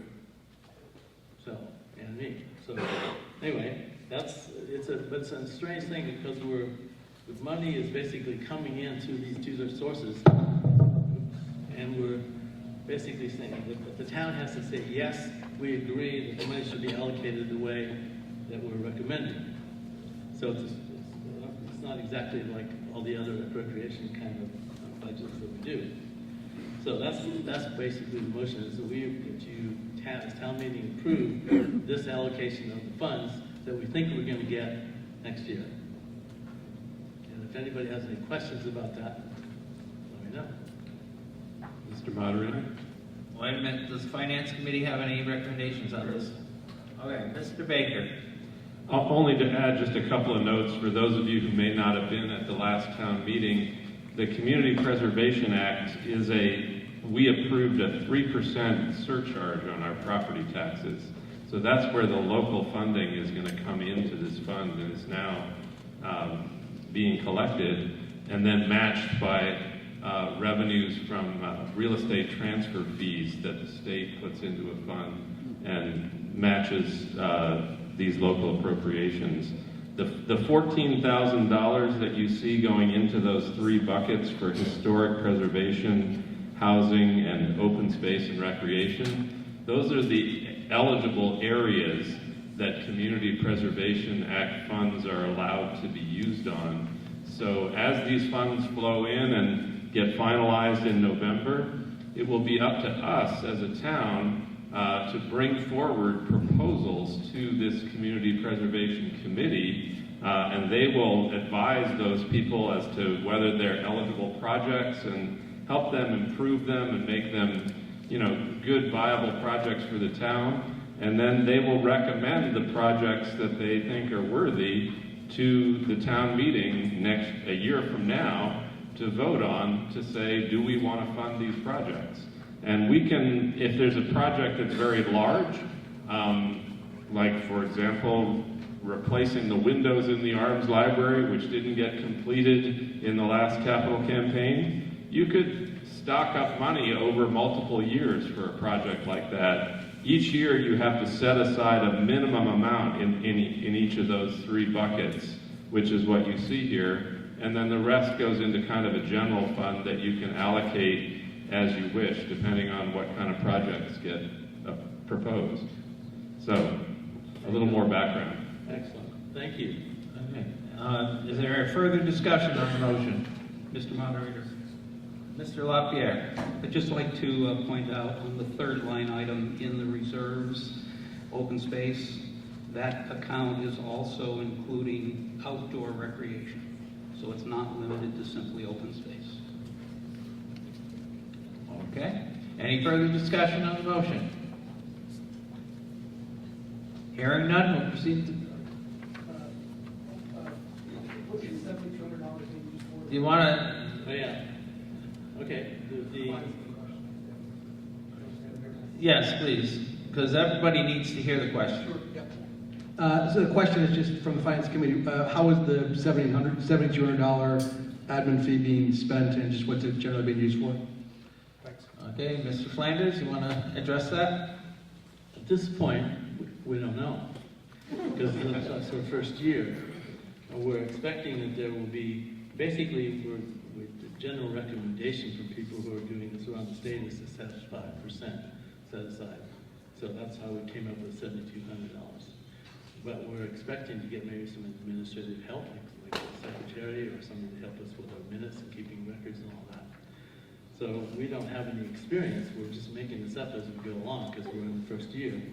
It may be that we don't need that much money, and if we don't use it, it'll just get, spent on other projects. So we'll have a much better sense when I show up here next year about exactly how this is going to work. All right. And if you want to speak, please stand and approach the microphone. Diane Brancacho, 77 Main Street. Is this money actually in there, or is this just a plan in advance that when you get the money and you know how much you've got, then you're going to designate the money to these specific areas? Could you be getting more money or less money? And if you get more money, will that go into these areas or will it go into another category? That's it. Mr. Flanders? Yes. First of all, let me say this, I'm new to this, and this is what I think is going to happen. My understanding is we have to set aside 10%. We came up with a rough budget of 144, which is why we get 14,400 for each of these categories, which is 10%. We have to just set 10% for each one.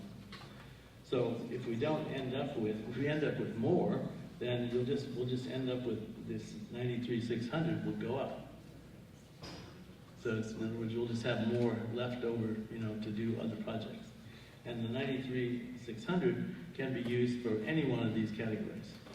So we're just, this will become a lot clearer when we have, when we come next year, because we'll have not only have a new budget, but we'll also have some recommendations about how we should spend we think we should spend some money. So we'll know a whole lot more in a year than we do now. All right, any further discussion on this motion? Hearing none, we'll proceed to vote.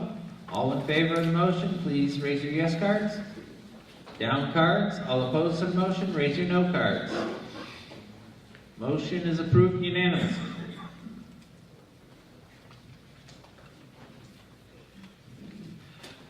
Article 19, to see if the town will vote to transfer $10,000 from the stabilization account for the completion of a wage and classification study for the police department, as further described in the warrant, or take any other action relative thereto.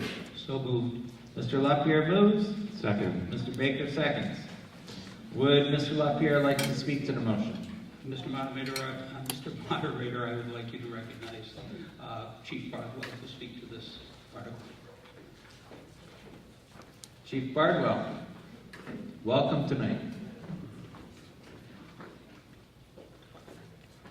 Good evening, everybody. My name is Greg Bardwell. If you don't already know me, Police Chief of the Town of Shelburne, with the police department that's now covering both towns of Shelburne and Buckland.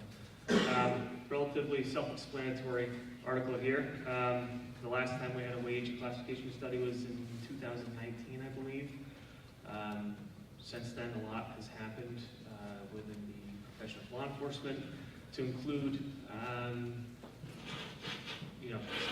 post the police officer, peace officer standards and trainings situation. So basically, in 2019, when we had the wage classification study, it gave us a three-step,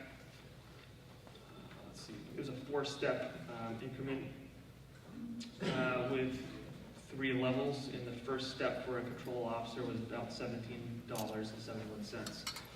Just an idea of what it takes to become a police officer. Now it's about 18 months worth of work, and then a significant amount of training, and yearly training after that. I think that that is an absurd number.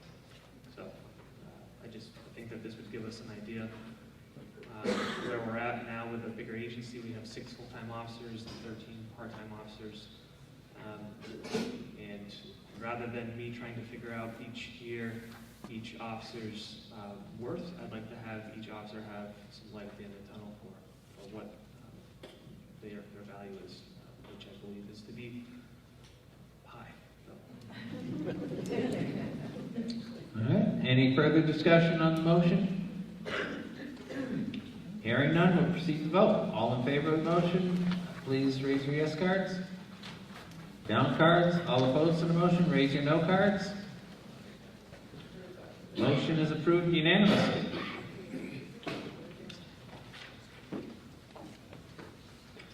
Thank you, Mr. Bardwell.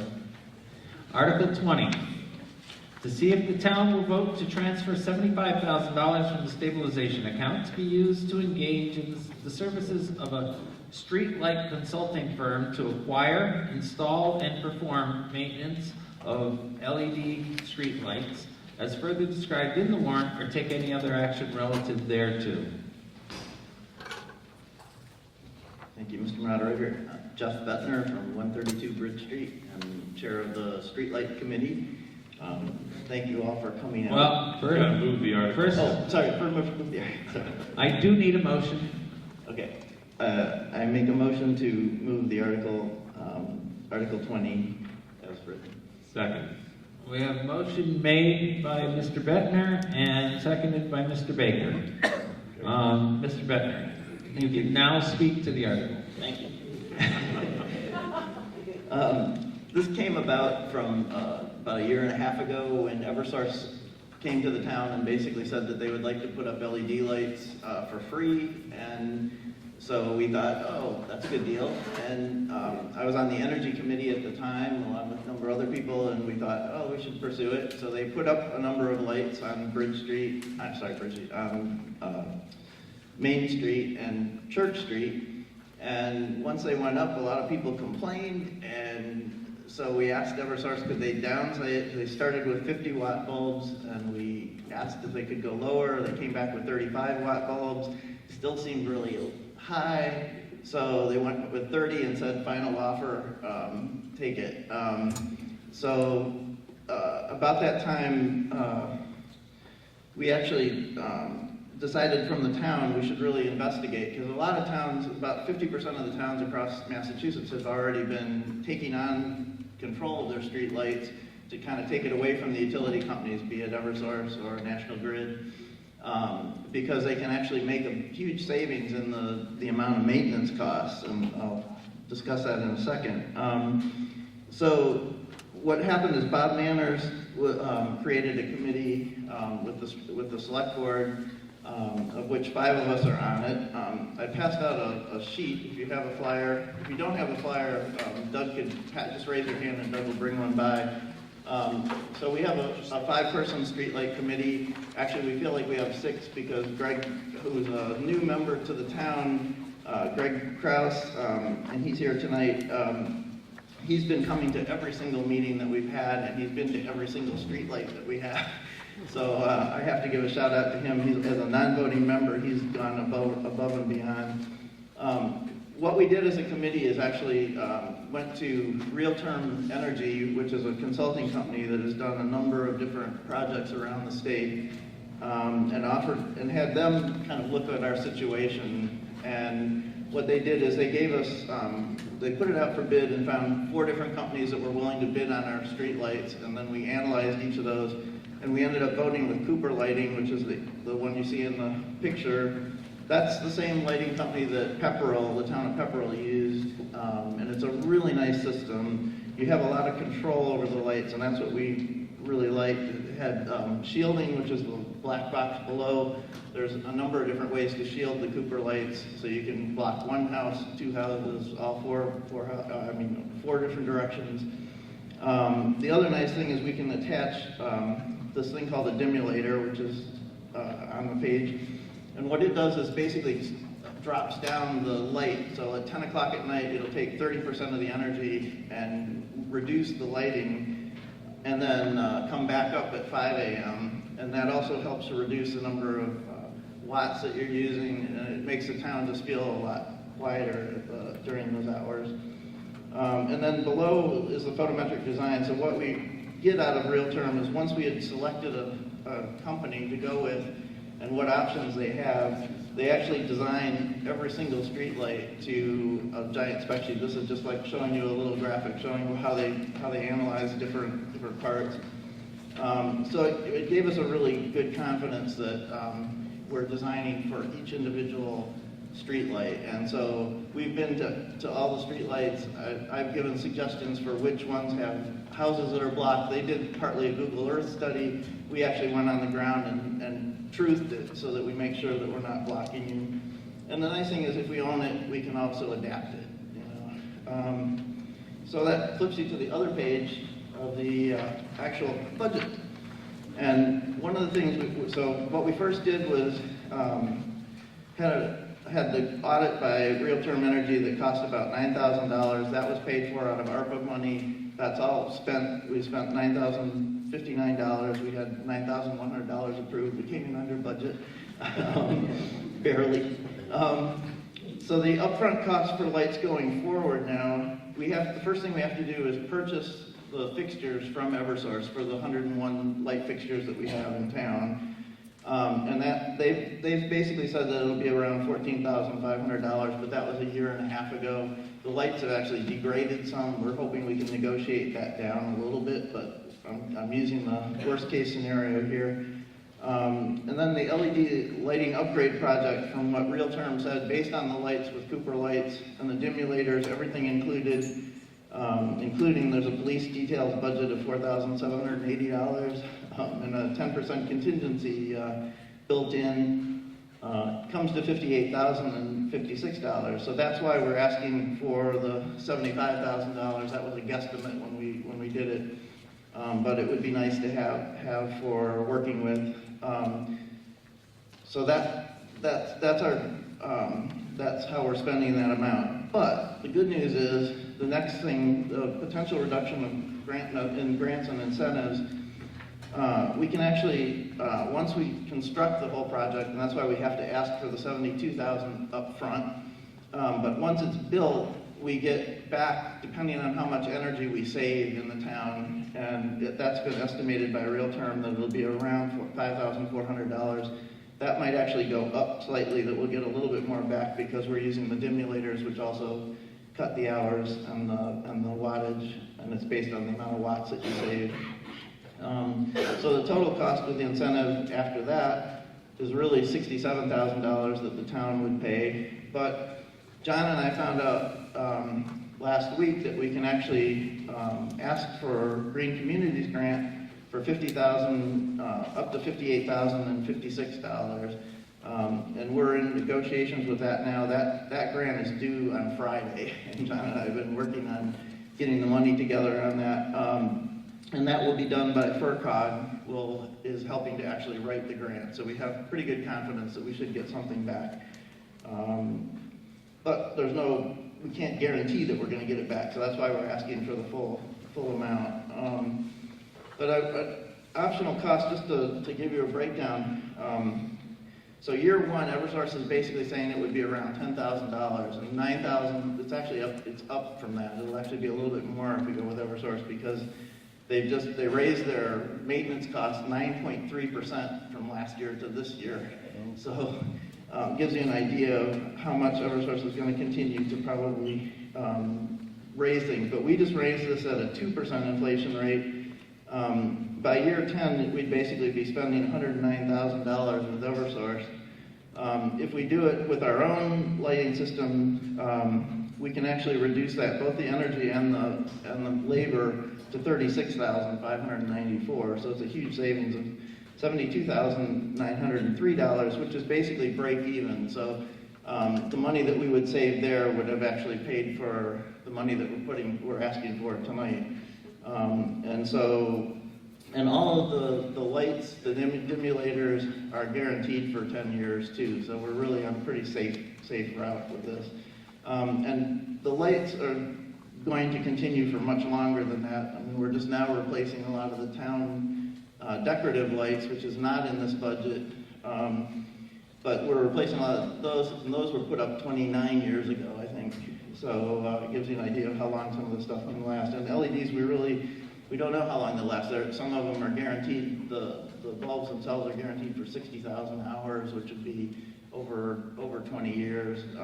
And some are even up to 100,000 hours. So, but even then, we'd only be replacing the bulb, not the entire fixture. So the bigger price in this, we don't have to replace it all in the 10 years or even 20 years.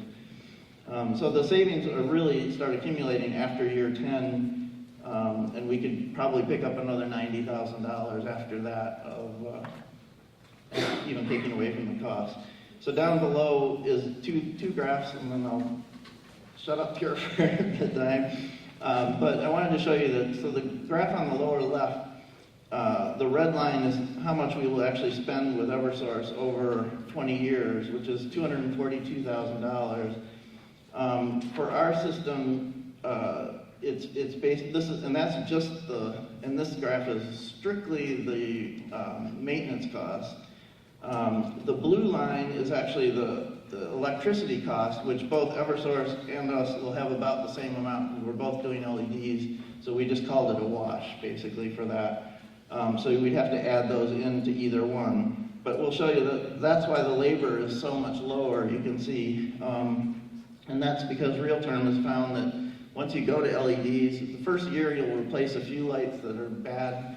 After that, they're just going to go, and you're not going to have a lot of maintenance unless something really happens. And Eversource just takes that as a straight fee. So the total cumulative cost on the lower right is just adjusted for inflation again. You see that it takes about 10 years for our lights. This is putting our $72,000 up front, it would still pay off in 10 years. But if we get any of the Green Communities grants or other grant money back, this could pay off in a matter of a few years. In fact, we might even work it out that we could get all but about 9,100 of it back, which is a pretty good deal. So and if anybody has any questions, I'll leave it to that. Any further discussion on the motion? First of all, does the Finance Committee have any recommendations on this article? Okay, now further discussion? Brad Walker, 84 Mechanic. Can everyone hear him okay? Brad Walker. Please come to the microphone. Thank you. Mr. Walker. Brad Walker, 84 Mechanic. I'm just wondering, with the ownership of the lights on the poles, does that change our obligations for the poles replacements and what have you? Yeah, great question. She's asking about the poles, and the poles are not involved in this. So Eversource still continues to own the whole pole unit. All we're dealing with is the fixtures that attach for the lights and go up onto the pole. And that's just because Eversource has all their power lines on those poles, and your Verizon and everything else is on the pole, so it has to get replaced, within 24 hours or so by Eversource. So that will still continue. But good question. Jason Cusimano, 37 Mechanic Street. If it does come in under budget, or if you get the Green Communities grant, where do those funds go? Comes back to the town, yeah. Yeah, so any money that we can get back, we know that Green Communities, we're applying now. It will still take a couple months, several months before we'll even know whether we're getting that funding. So we pretty much are trying to just get everything moving, and hopefully we'll get that money back. If we do, it'll just come back to the pot.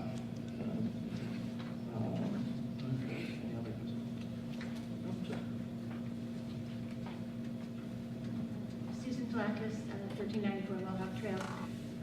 Following on the superintendent's mention that we are a great town, that we're a good town for aging in place, I'm thinking as an old person. I've recently seen some streetlights. I'm worried about where are you, Jeff? The lights going down altogether at a certain time. And we've recently seen some streetlights that when you go by them, they go up for maybe 30 seconds or so that when you're walking, you can see better, and then they go back down. And I was wondering if that could be a possibility for something, for the system. There are towns that can do that. Our lights could be adapted to do that, but it's about a $15,000 addition to the system. But it's even something that could be added at a later date if we decided that you didn't like those. We can also take the dimulator out and just go to full light for areas that we feel are right. I was thinking even for like places around the Sweetheart where the restaurants open later. We might not want to dim at 10 o'clock. We might dim later or something. Yeah. So at this point we can't do what you're asking, but there are options for doing that. What Pepperell has is actually really nice. They have a app that you can actually manage one person can manage the whole system with a cell phone app. And so the police department has that, the fire department has it. They can actually turn up communities if they have a fire or an accident in an area. They can turn up an individual light or an entire block if they're looking for a child. We looked into those systems. They're just really expensive, and it also adds to the tech problems. So we just kind of discouraged it, and we said, well, the stimulator is actually just a very simplistic thing. It does kind of the same idea, but it keeps it without having a lot of high-tech things that can go wrong. So. Thank you. All right, any further discussion on the motion? Hearing none, we'll proceed to vote. All in favor of the motion, please raise your yes cards. Down cards. All opposed to the motion, raise your no cards. Motion is approved unanimously.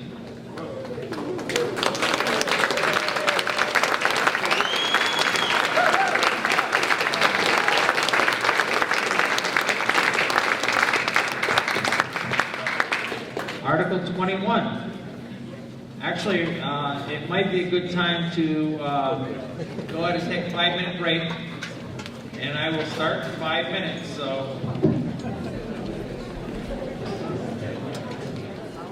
all right, we'll proceed with Article 21. To see if the town will vote to transfer $428,114 in free cash to the unrestricted stabilization account as further described in the warrant, or take any other action relative thereto. Mr. Moderator, so moved. Mr. LaPierre moves. Second. Mr. Baker seconds. Mr. LaPierre, would you like to speak to the motion? This is a fairly routine and regular process annually. The free cash moving to the unrestricted stabilization account. Both are money available to be spent would require a town meeting approval with a 2/3 vote. I think that's right. And it happens annually after the state certifies our numbers.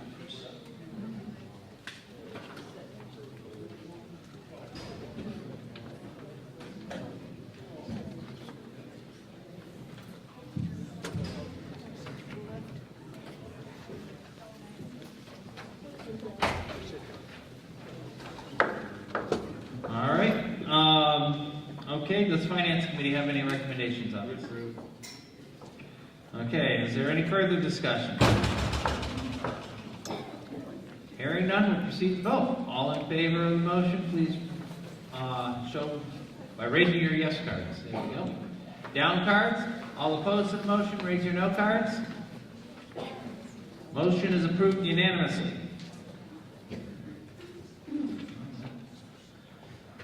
Article 22, to see if the town will vote to raise, appropriate, and otherwise provide the sum of $195,412 the town's share of the cost of the operation and maintenance of the Shelburne Falls wastewater treatment facility as further described in the warrant, or take any other action relative thereto. Mr. Moderator, so move. Mr. Baker moves. Second. Mr. LaPierre seconds. Mr. Baker, would you like to speak to the motion?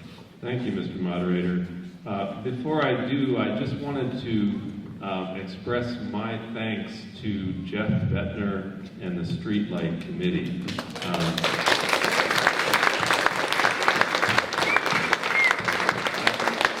I say this because for those of you who were not at town meeting last year, where we had considerable debate about this question and even brought it to a special town meeting with a petition of hundreds of people that created the Streetlight Committee, that committee put in a tremendous amount of work that resulted in the unanimous decision that we saw tonight. So I think they deserve a real, that is to me what small town democracy is all about, is the work that they put in to persuade you all that this was a good idea.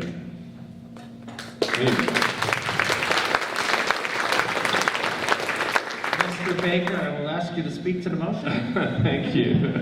I apologize for being out of order there. I also serve as one of your two sewer commissioners, and these three articles, 22, 23, and 24, are specific to the Shelburne Sewer Commission and the Shelburne Falls Wastewater District.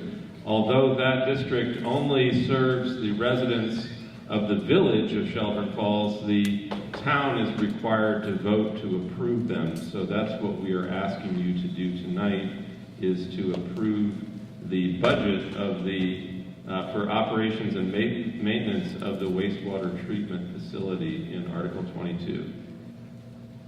All right, does the Finance Committee have any recommendations on this article? Is there any further discussion on the motion? Seeing none, then we'll proceed to vote. All in favor of the motion, please raise your yes cards. Down cards. All opposed to the motion, raise your no cards. Motion is approved unanimously. Article 23, to see if the town will vote to raise, appropriate, or otherwise provide the sum of $25,000, the town's share of operation and maintenance of the Shelburne pumping station, as further described in the warrant, or take any other action relative thereto. Mr. Moderator, I so move. Mr. Baker moves. Second. Mr. LaPierre seconds. Would Mr. Baker like to speak to the motion? For those of you who are not familiar, the sewage treatment plant is on the Buckland side of the Deerfield River, and so we have a pumping station on the Shelburne side that gets our material across the river to the treatment plant. And so we have to shoulder the cost of that pumping station ourselves. So this is the operating cost for that. And I would just add as a note for those of you who are in the sewer district that we are pursuing grant funding to replace the pumping station equipment, which is aging and represents a pretty significant cost for the sewer ratepayers. So we're hopeful that there is a fair amount of federal money out there that we can go after, that we are working on that. Does the Finance Committee have any recommendations on this article? We approve. All right, is there any further discussion on the motion? Hearing none, we'll proceed to vote. All in favor of the motion, raise your yes cards. Down cards. All opposed to the motion, raise your no cards. Motion is approved unanimously. Article 24, see if the town will vote to transfer the sum of $10,400 from the sewer enterprise account to pay the town share of the ground-mounted solar array at the wastewater treatment facility, as further described in the warrant, or take any other action relative thereto. Mr. Moderator, I so move. Mr. Baker moves. Oh, yes. I'm sorry, second. Mr. LaPierre, second. Would Mr. Baker like to speak to the motion? Yeah, just to say that the enterprise fund is kind of our savings account for the district that we use for unexpected expenses or, capital expenses or things like that.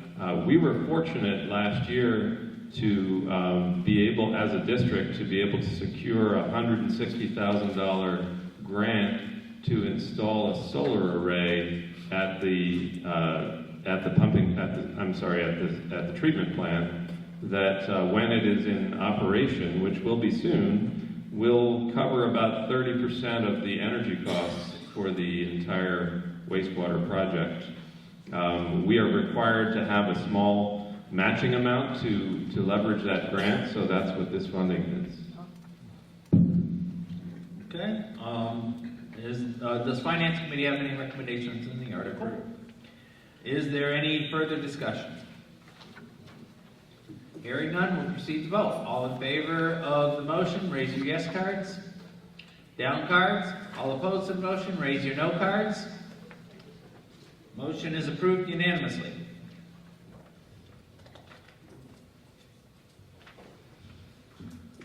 Article 25. To see if the town will vote to revise the Shelburne town bylaws by rescinding and replacing Section 7 of Article 2 as further described in the warrant, or take any other action relative thereto. Mr. Moderator, I so move. Mr. Baker moves. Second. Mr. LaPierre seconds. Just a reminder, this motion will require a 2/3 vote for approval. Would Mr. Baker like to speak to the motion? Thank you, Mr. Moderator. This is an article that I advocated to go on the warrant as another kind of housekeeping for our town, that essentially what this is, if this language is and this article is approved, will essentially end the practice of having our elected officials, our treasurer and our clerk, who collect small fees for various purposes, to essentially have those fees go back and those taxes go into the general fund like all of our other taxes. One of the curious things that state law has allowed for a long time has been to allow the collector and the clerk to keep those fees as part of their salary. Now, I'm not proposing that we lower their salaries or take any funding away from them, but simply that we pay them that money as salary, so that when we have a new treasurer or a new collector, or if we have a proposal to increase their salaries, that we know what they're getting paid. And right now, they get paid a salary plus some unknown amount of fees that they collect. Well, we do know what the amount is in general terms, but to me, it's just kind of a weird and archaic bookkeeping practice that we should, that actually dates back to the Roman Empire, when tax collecting was so unpleasant and onerous a project that literally regions would contract with tax collectors by promising them a share of what they collected. That's where the practice comes from. So when you read the New Testament and you hear about the hated tax collector, that's why. It's because they went around and literally squeezed the taxes out of people so that they could keep a share. Now, I'm not saying that any of our elected officials do that today. In fact, far from it. But the practice of having elected officials keep the taxes themselves is just in principle something that I object to and that we can easily fix here, and keep their salaries level without adding or detracting anything from what we pay them, but just simply that we will know what their salaries are because they're right there in black and white. So that's that was the reason I put this article on the warrant, was to clean up an archaic practice and bring us into the modern world. Does the Finance Committee have any recommendations on this article? Is there any further discussion on this article? On this motion, excuse me. Yes, Mr. Judd.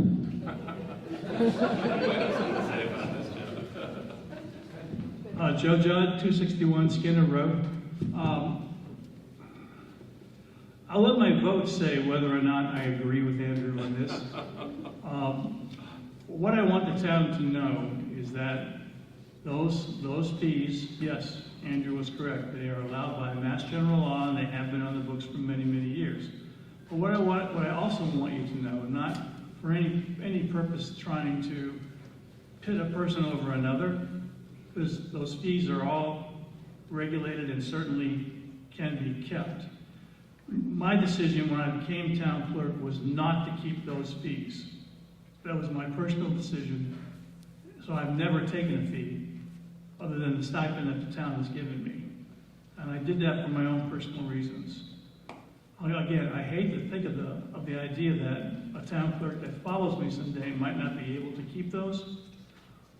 As long as the town hears the logistics of why we should be paid more, not necessarily based on the fees that we lose, but because of the job that we do, then I think that's a good thing. And but I did want you to know that this town clerk has never kept a fee.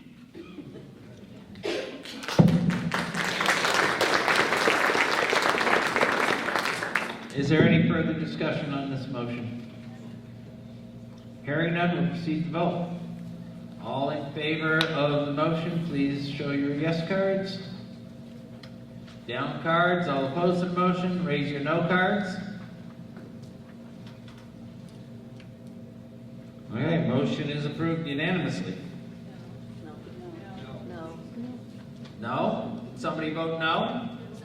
Abstain. All right, there is an abstention, but the abstentions don't count when it's when nobody votes no and a majority votes yes.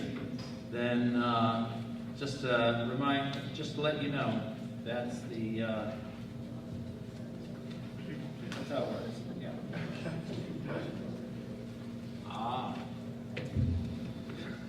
Okay. Understood why.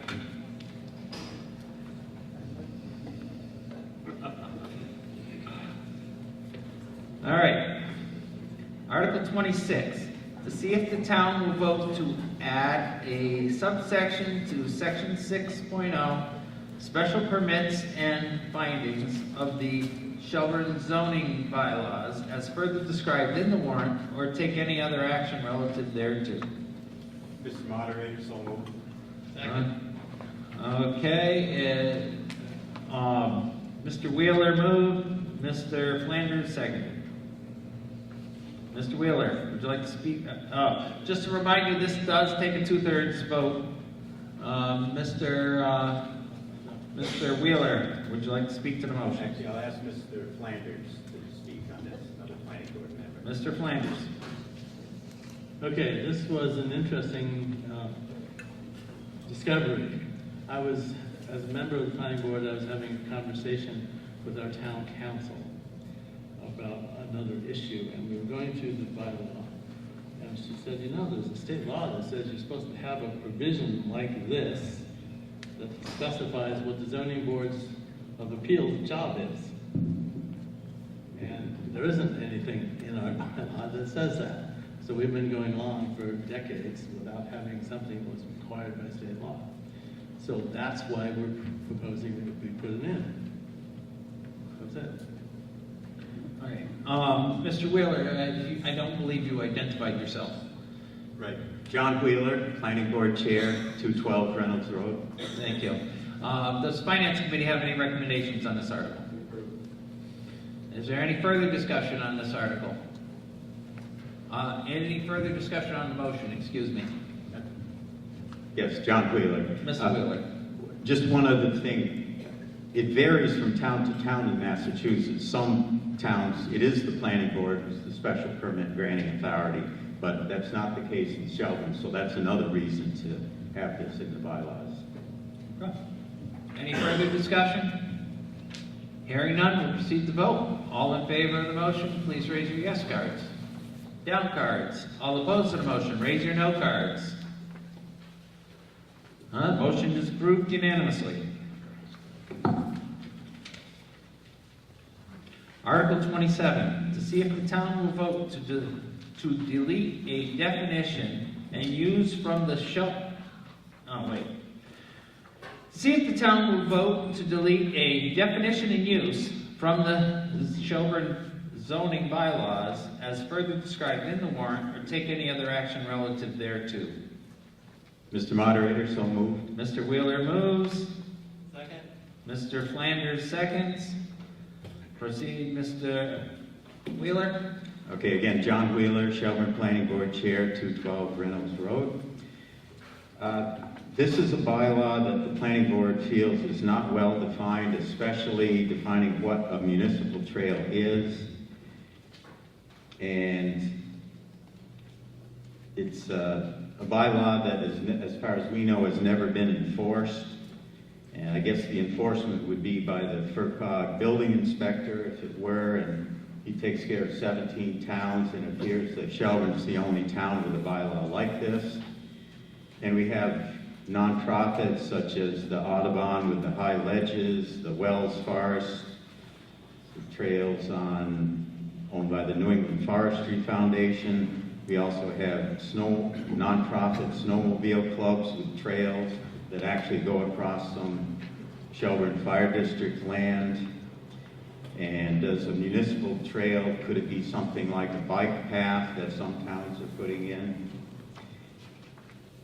And so we don't think it's ever been enforced.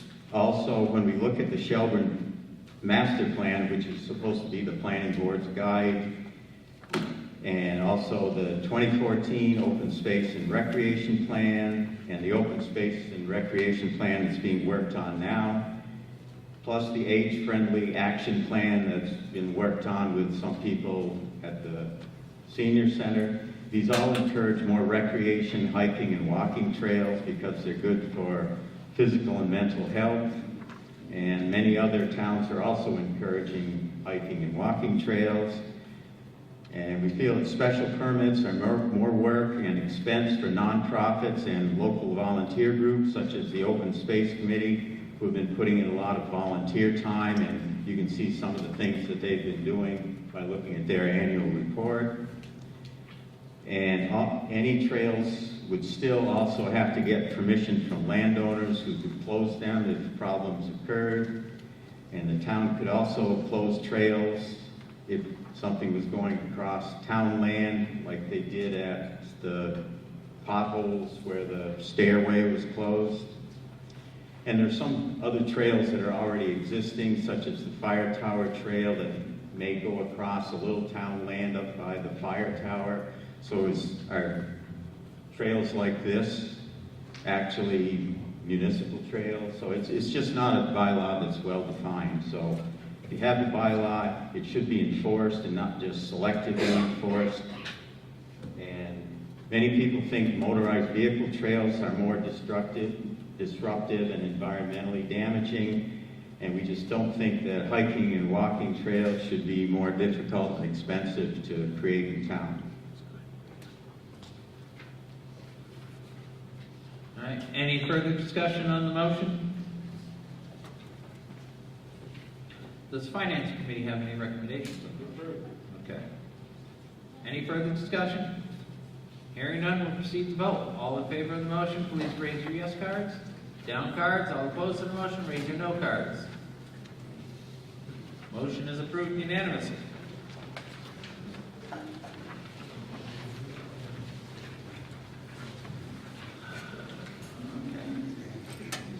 Article 28, to see if the town will vote to amend the Mohawk Trail Regional School District Regional District Agreement by striking and replacing language contained in Section 4, apportionment of expenses among member towns, as further described in the warrant, or take any other action relative thereto.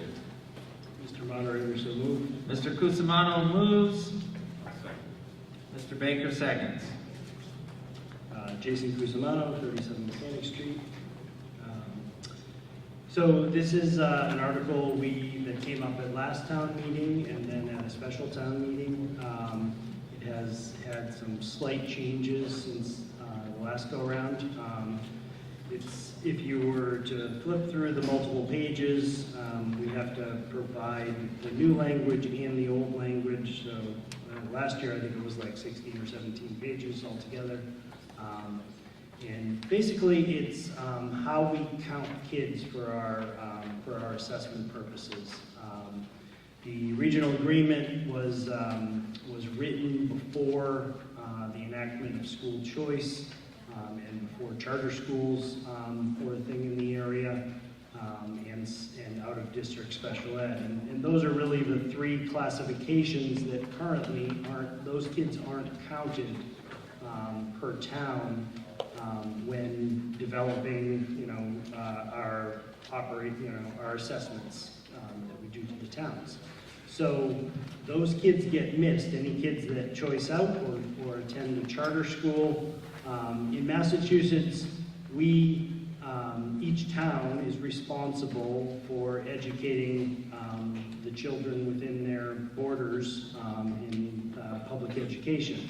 And right now, the way our agreement is written, those kids aren't counted.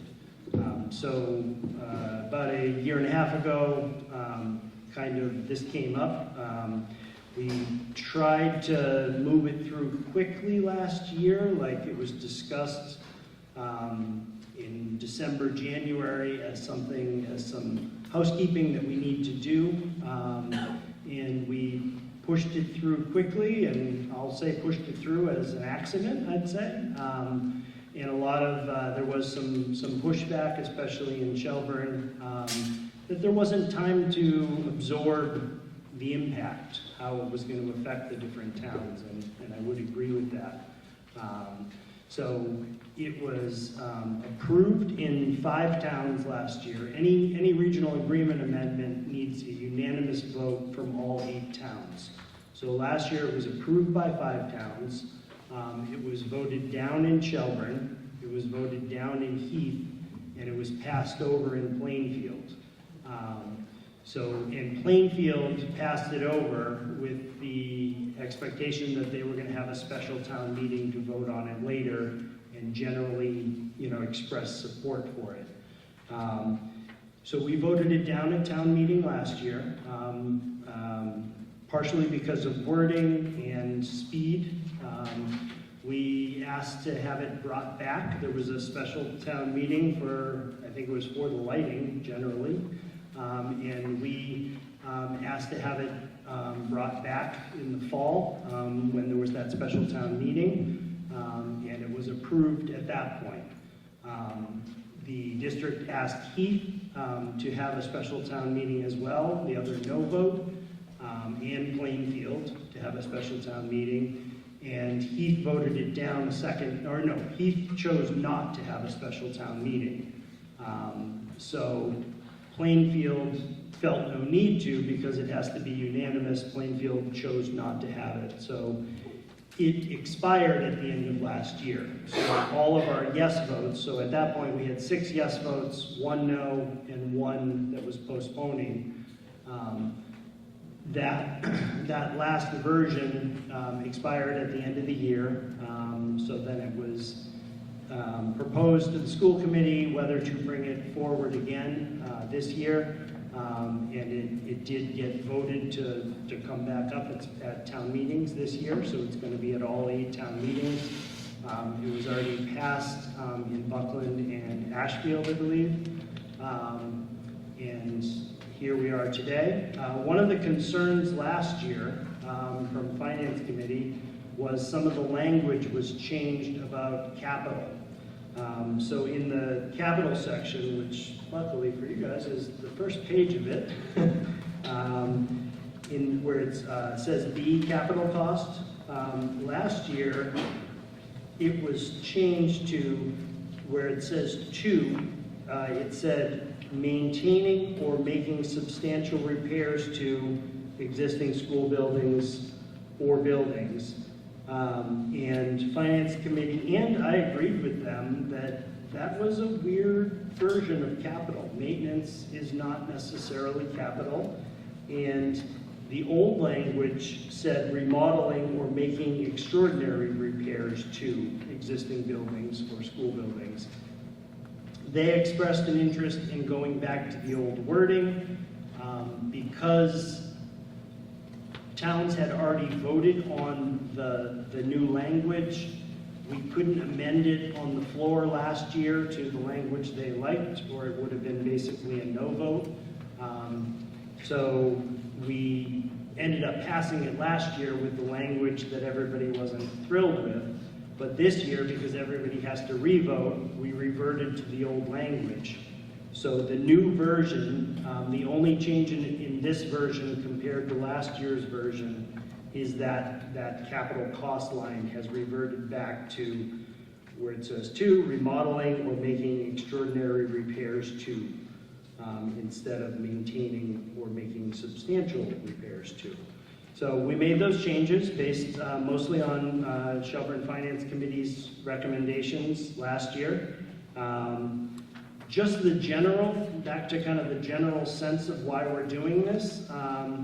You know, we want, the basic idea is we want to use something called foundation enrollment, which will include choice kids, charter kids, out-of-district special ed kids in each town's count. Right now, because those kids are lost, any of the kids that fall into that bucket, those kids are basically dispersed amongst the remaining towns. So, you know, we're all kind of absorbing kids from all the other towns and sort of paying a share of those, or benefiting from not paying our full share of our kids. DESE, which is the Department of Elementary and Secondary Education, uses foundation enrollment for our Chapter 70 funding. The DOR uses foundation enrollment for your minimum contribution that each town pays. All municipalities use foundation enrollment, and most rural districts do the same. I feel like this is a flaw in our current regional agreements, and it's something that probably should have been changed, you know, 10, 15 years ago. It's a very fair way to do things. Every town should be responsible for the kids within their borders, and this is how we feel it should be addressed. Okay, does the Finance Committee have any recommendations on this article? Mr. Redinger. May I speak to this? As long as you identify yourself first.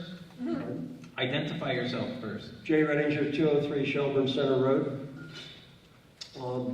We did in fact object to language last year, but it was an example of language we objected to when we asked for a red line of this, which would mean to indicate to us all the changes that were made. We couldn't get one to find out what the other changes might have been in here. So that was a good example of what we didn't like, but there were other things in the language that didn't do much for us. We rejected this at town meeting last year and then accepted it in the winter. But there were still some remaining questions, and in the 52 weeks almost since last year's town meeting, we've not gotten answers to those questions. And the primary answer is, or the primary question is, what does this mean for our taxes moving forward? I hear fairness. This is a thing about fairness, and that's fine. For the 8 districts, sum total together, it doesn't mean 1 cent more going to the schools. It doesn't mean 1 cent less going to the schools. But the fairness comes down to each individual town. And I'm not elected by the voters of those other 7 towns. I'm appointed by the voters of this town through the moderator. And so it's this town I care about. And so we do not know, nor can we get, an indication from the school district about what this is going to cost us moving forward. We can go backwards and look at it. But even though the superintendent this evening stood here and told us that enrollment is going to be stable for the next 5 to 10 years, that would be nice. Stable would be at least better than we've had. But that's the primary number in this calculation. We cannot know, because we've asked and not been told what our cost moving forward would be. In sum total, it won't change for those 8 towns, but for us it may go up dramatically, it may go down dramatically. We don't know that. So if you want to take a bet, go for it, okay? In my opinion, this is a solution looking for a problem. And we haven't heard the problem. We've heard how it used to be done, and that we're still doing it the way it used to be done. I hear that about a lot of things in town. Okay? We do it because that's the way we've always done it. The new methodology that this suggests was not available when the agreement was written. Most of the school committee, all of the school committee was not in favor of this. Most of them would have been, but not all of them. And one of the reasons for that is that they're working very hard on a sustainability study to find out how to, if we can make the schools better sustainable, I think financially and educationally, enrollment-wise. But this does, so we're going to come back to this same topic in 2-3 years when the sustainability studies suggest a different model for the school district, or not. But there are going to be some changes. That's what that sustainability study promises, that there will be some changes to the way we do business. And that's going to be a much larger document that's all-encompassing rather than picking away at problems, looking for solutions, looking for problems.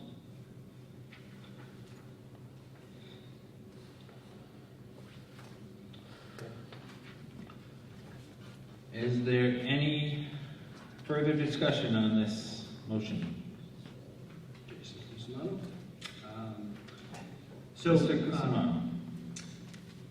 So as far as projections or impacts to the town, it's an impossible thing to project forward. The best we could do is apply to past years, which was done.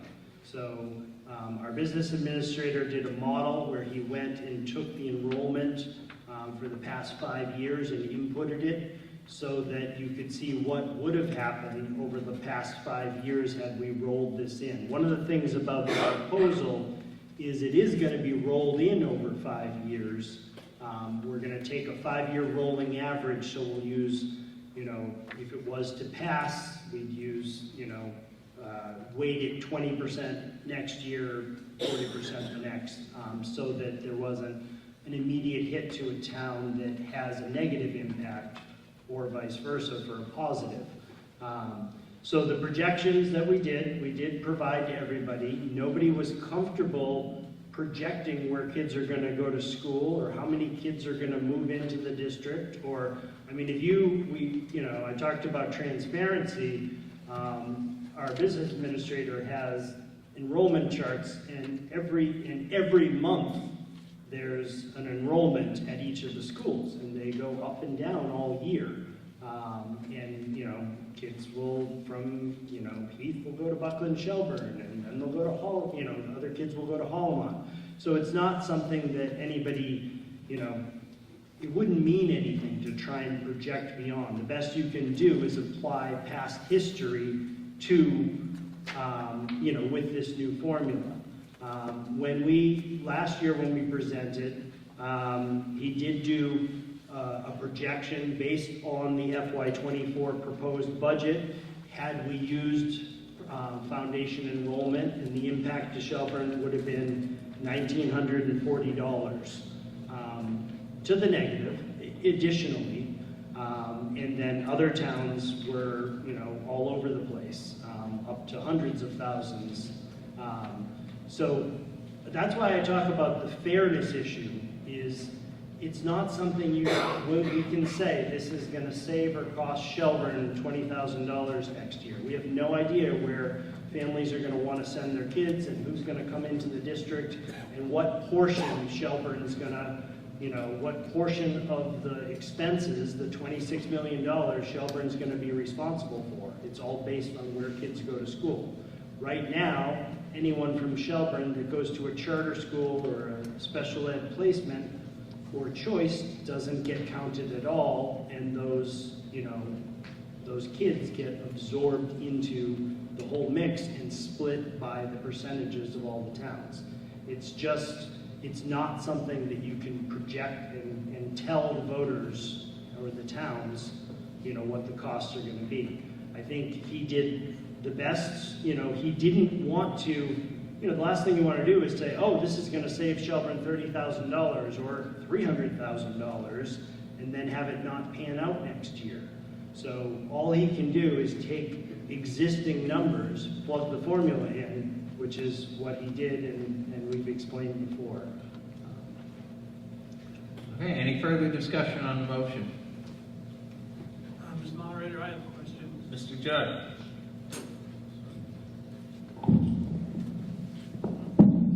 Joe Judd, 261 Skinner Road. I have a question in the Finance Committee. So hearing that, what you just heard Jason say, it's a two-part question. Is this the first time you've heard that? Did you have an opportunity to have that discussion with Jason prior to tonight? You may answer.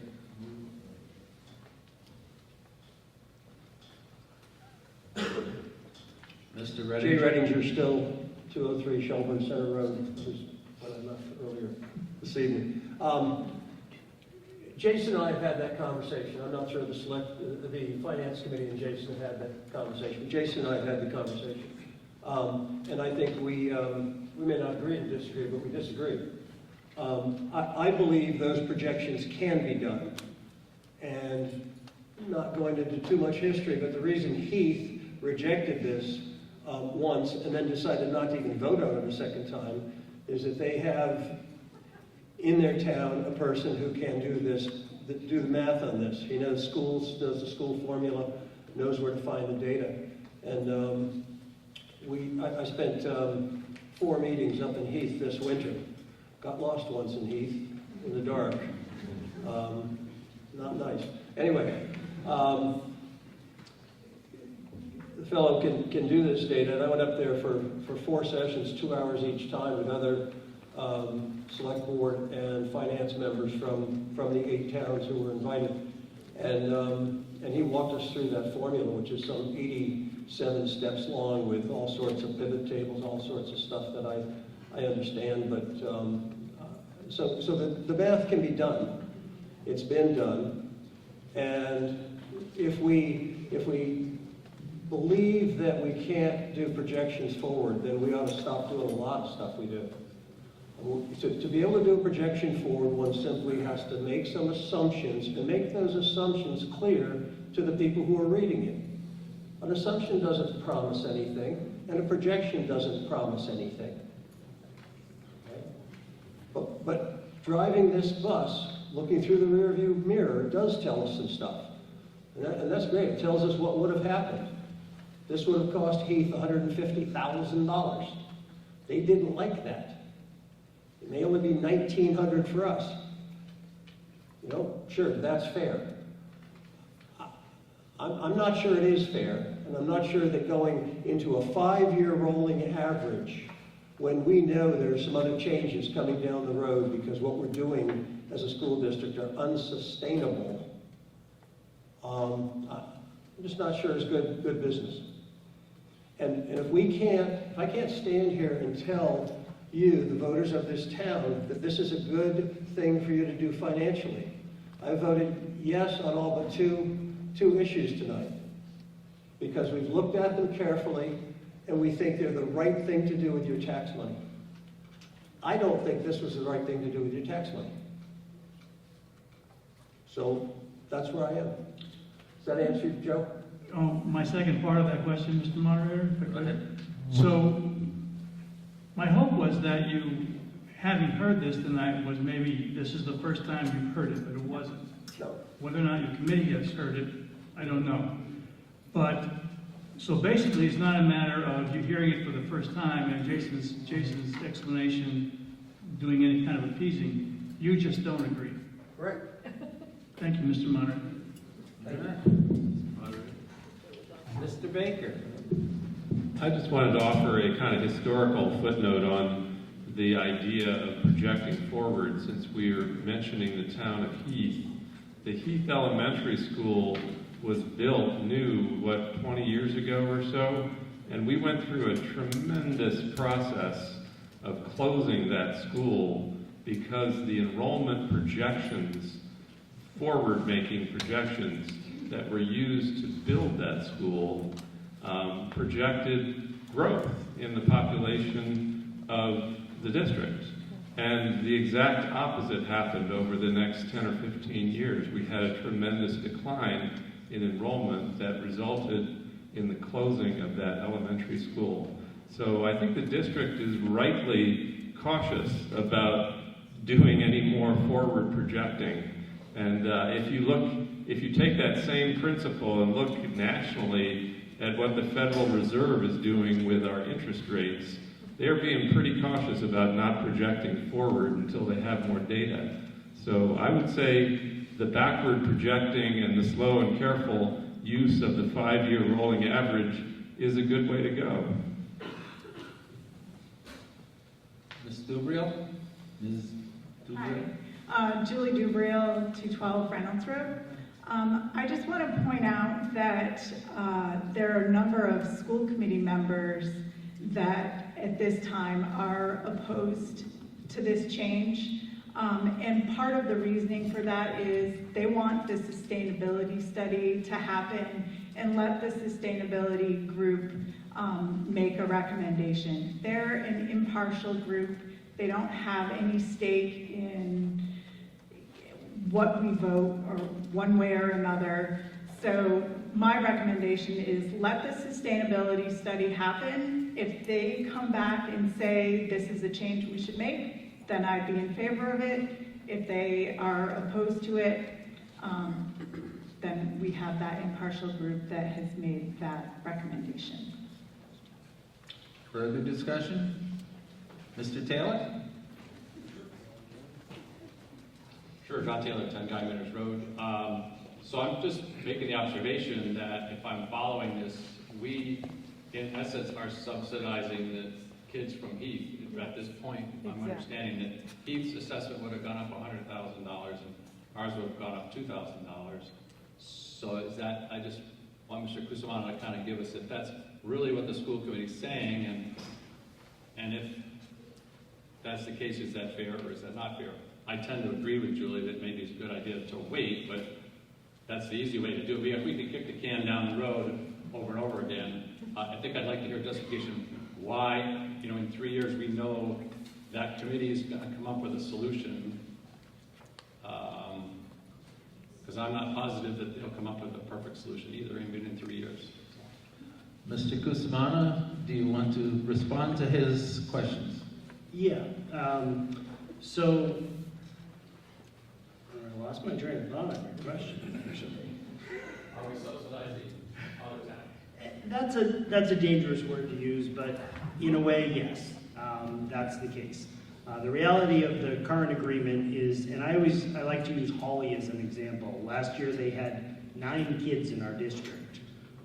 If they were to choice all of their kids out of district until October 2nd, or, and they could all come back October 3rd, they would have paid no, this only affects the above minimum contribution. I guess I wasn't clear about that in the beginning either. So the above minimum contribution. The state uses foundation enrollment to set your minimum contribution. We use our formula to calculate the above minimum contribution. So in an example like Hawley, 9 kids all choice out, they don't pay any above minimum contribution. The other 8 towns absorb those costs for those 9 kids. The other 8 towns, or all 8 towns, absorb the $5,000 plus of choice out costs, because every kid that choices out costs a minimum of $5,000. If they have special ed costs, the example in Heath was that they have children that are $87,000 because of special ed costs. So we would absorb the $45,000. The rest of us would all pay our portion of that $45,000 minimum choice. They would have 2 voting members on the school committee still, but pay no above minimum contribution. So yes, we sort of subsidize. We're regional. We're a regional school district. We should all be supporting the other towns. We want everybody to succeed. So I don't love the term subsidizing, but that is the reality of it. is we want it to be fair that each town pays their share. To counter some of the other things, Ken Rock is he was on school committee with me 9 years ago. He's the Heath representative who has the formula.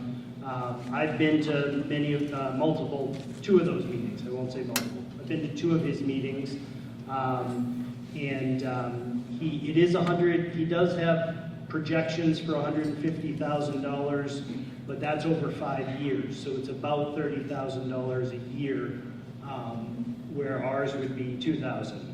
That's a big impact, Heath versus Shelburne, so it's a big number to Heath, but it's not $150,000 in a year.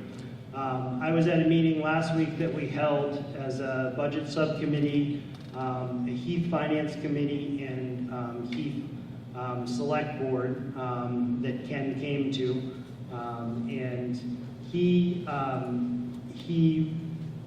was talking to the group and addressing the business administrator directly about some of the numbers and how his formula is slightly inaccurate because he doesn't have access to all of the numbers, one being the choice numbers, where the choice kids go.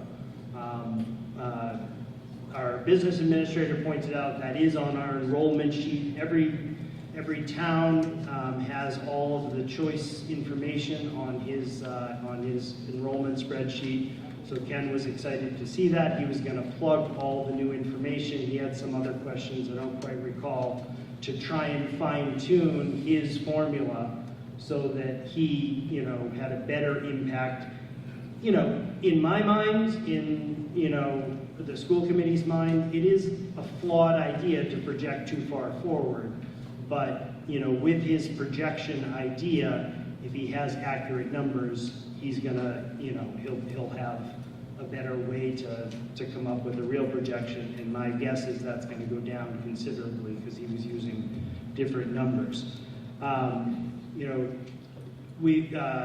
think Julie mentioned that there was opposition, in the school committee to bring this forward, and a lot of people have mentioned the sustainability study.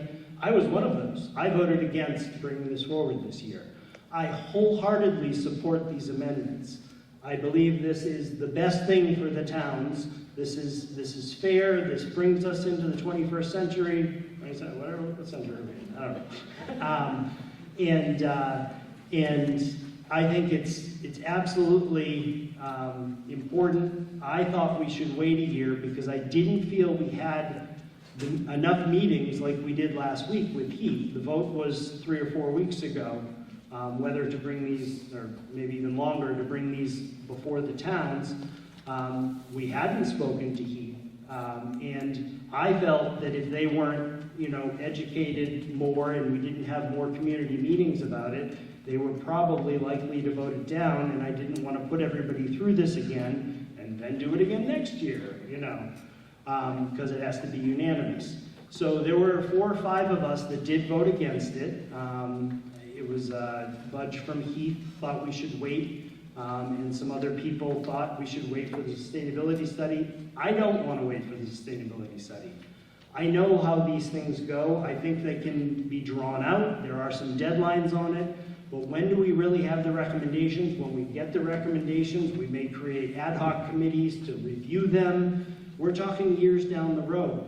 This can be solved now. It's an easy vote. We all voted in. We make the change. Yes, in 2 to 10 years, there may be a whole rewrite of the regional agreement, but why would we wait? There's really no reason in my mind to wait on it. It's a fairness issue, and I wholeheartedly agree with it. Any further discussion on this motion? I have a question. Identify yourself, please. My name is Maya Winfrey, and I live on Main Street. And I don't know that my question is about your use of the word fairness, and I'm just trying to understand. I was at the special meeting, and so I think I'm trying to catch up. It sounds like we're talking about something that DESE is recommending, and that I'm just thinking about the fact that we do have some very small towns and that we do have some students who have higher needs. And I'm wondering why it is that that it's seen as fair to have all the costs. If, say, a small town has a lot of special needs kids, why is it more fair that they pay all the costs for that when maybe special needs kids are something that we would want to share the costs of as a district? So. Mr. Cusimano, can you try to be a little more concise on your... I can be quick on that one. When I mentioned the $87,000 Heath student, Heath doesn't pay that. They just count that kid as one of theirs to add towards their percentage, and the special ed cost should be shared amongst the 8 towns. That's why we regionalize. So they don't get hit with the specific cost of a kid. It's just one more kid on their tally, so they pay their percentage, and we all share special ed costs. Thank you for this. Any further discussion on this motion? Hearing none, we'll proceed to vote. All in favor of the motion, please raise your yes cards. Down cards. All opposed to the motion, raise your no cards. And the motion is approved.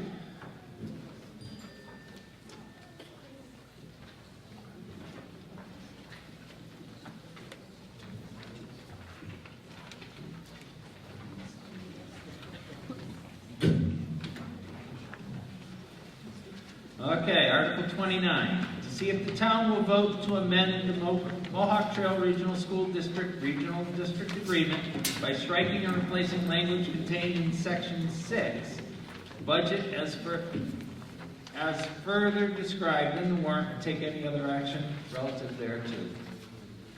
Mr. Moderator, so moved. Mr. Cusimano moves. Ms. Cohen seconds. Mr. Cusimano, would you like to speak to the motion? Yes, please. This is, we're on 29, correct? Yes. Based on us approving that, this just changes the regional agreement to allow for that same formula for students that are tuitioned in, which is primarily our Rose students. So using foundation enrollment to calculate that. All right, does the Finance Committee have any recommendations on this article? You don't have any recommendations? Okay. Any further discussion? Hearing none, we'll proceed to vote. All in favor of the motion, please raise your yes cards. Down cards. All opposed to the motion, raise your no cards. Can you raise them higher so I make sure I see them? All right, motion is approved. And we have an abstention. You have 3. Okay. 4. 1, 2, 3, 4. 4 abstentions.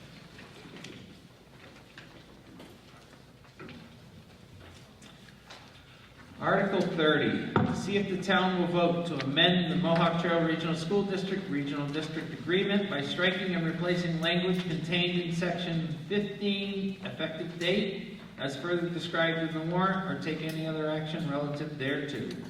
Mr. Moderator, so moved. Mr. Cusimano moves. Mrs. Cohen seconds. Mr. Cusimano, would you like to address the article? Yeah, based on those changes, we'll just need to change the date on the regional agreement. Okay, does the Finance Committee have any recommendations? Any further discussion? Hearing none, we'll proceed to vote. All in favor of the motion, please raise your yes cards.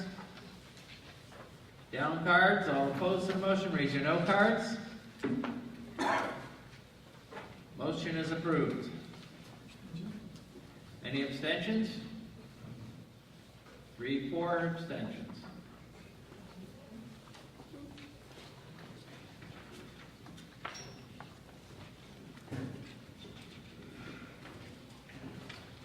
Article 31, to see if the town will vote to raise and appropriate by Oh, first of all, I'd like to note that there is a typo in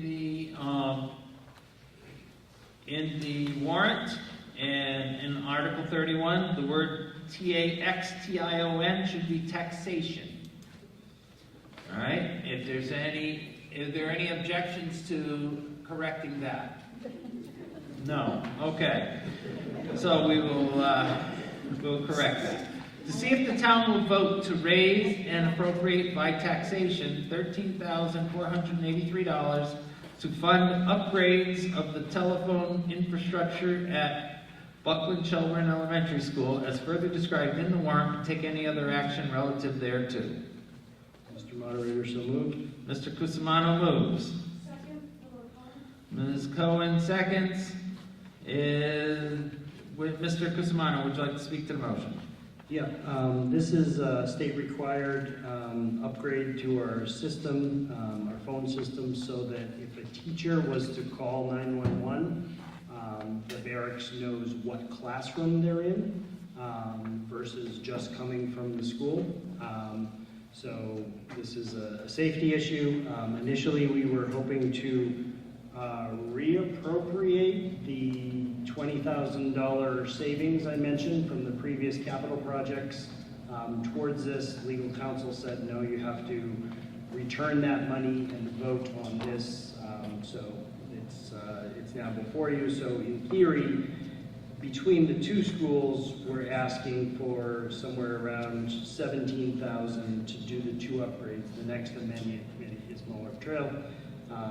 We returned $20,000 in capital, and there's sort of a net gain of $3,000, although they're not really correlated, so it is standalone. Does the Finance Committee have any recommendations on this article? I'm not sure yet, but we can find out. Jay Reddinger, 203 Shelburne Center Road.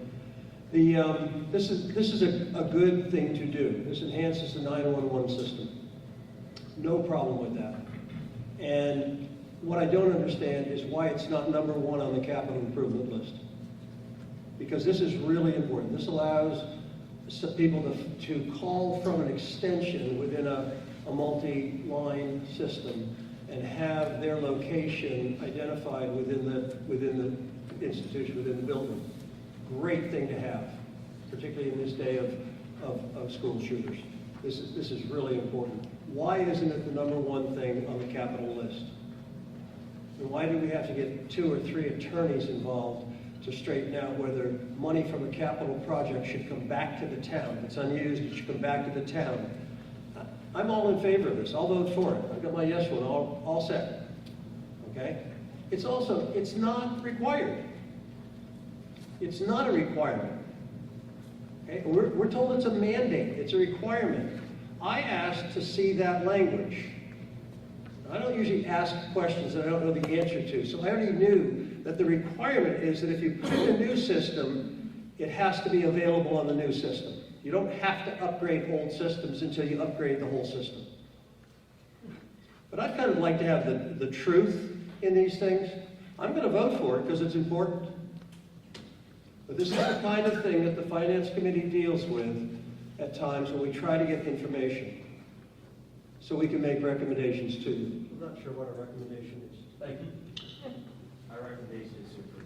Thank you. Is there any further discussion on this motion? Hearing none, we'll proceed to vote. All in favor of the motion, please raise your yes cards. Down cards. All opposed to the motion, raise your no cards. Motion is approved unanimously.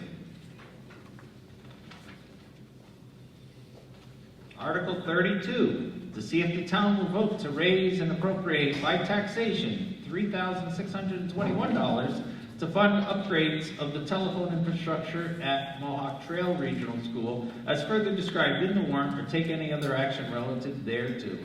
Mr. Moderator, so moved. Mr. Cusimano moves. Ms. Cohen seconds. Mr. Cusimano, would you like to speak to the motion? Yes, please. Same thing at Mohawk Trail.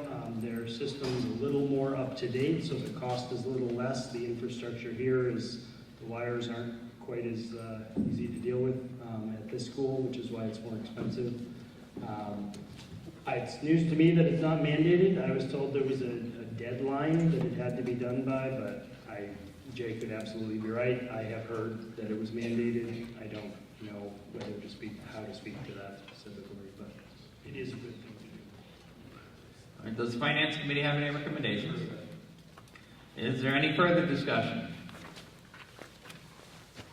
Hearing none, we'll proceed to vote. All in favor of the motion, raise your yes cards. Down cards.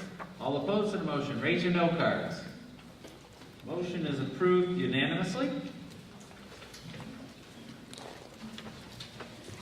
All right, before you leave, I'd like you to return your cards to the table that you got them at, the registration table. That would be great. Now, having come to the end of the warrant, I will first remind you to vote on what day is voting? May 21st. May 21st, vote in town elections. So having come to the end of the warrant, I will entertain a motion to dissolve this annual meeting of the town of Shelburne.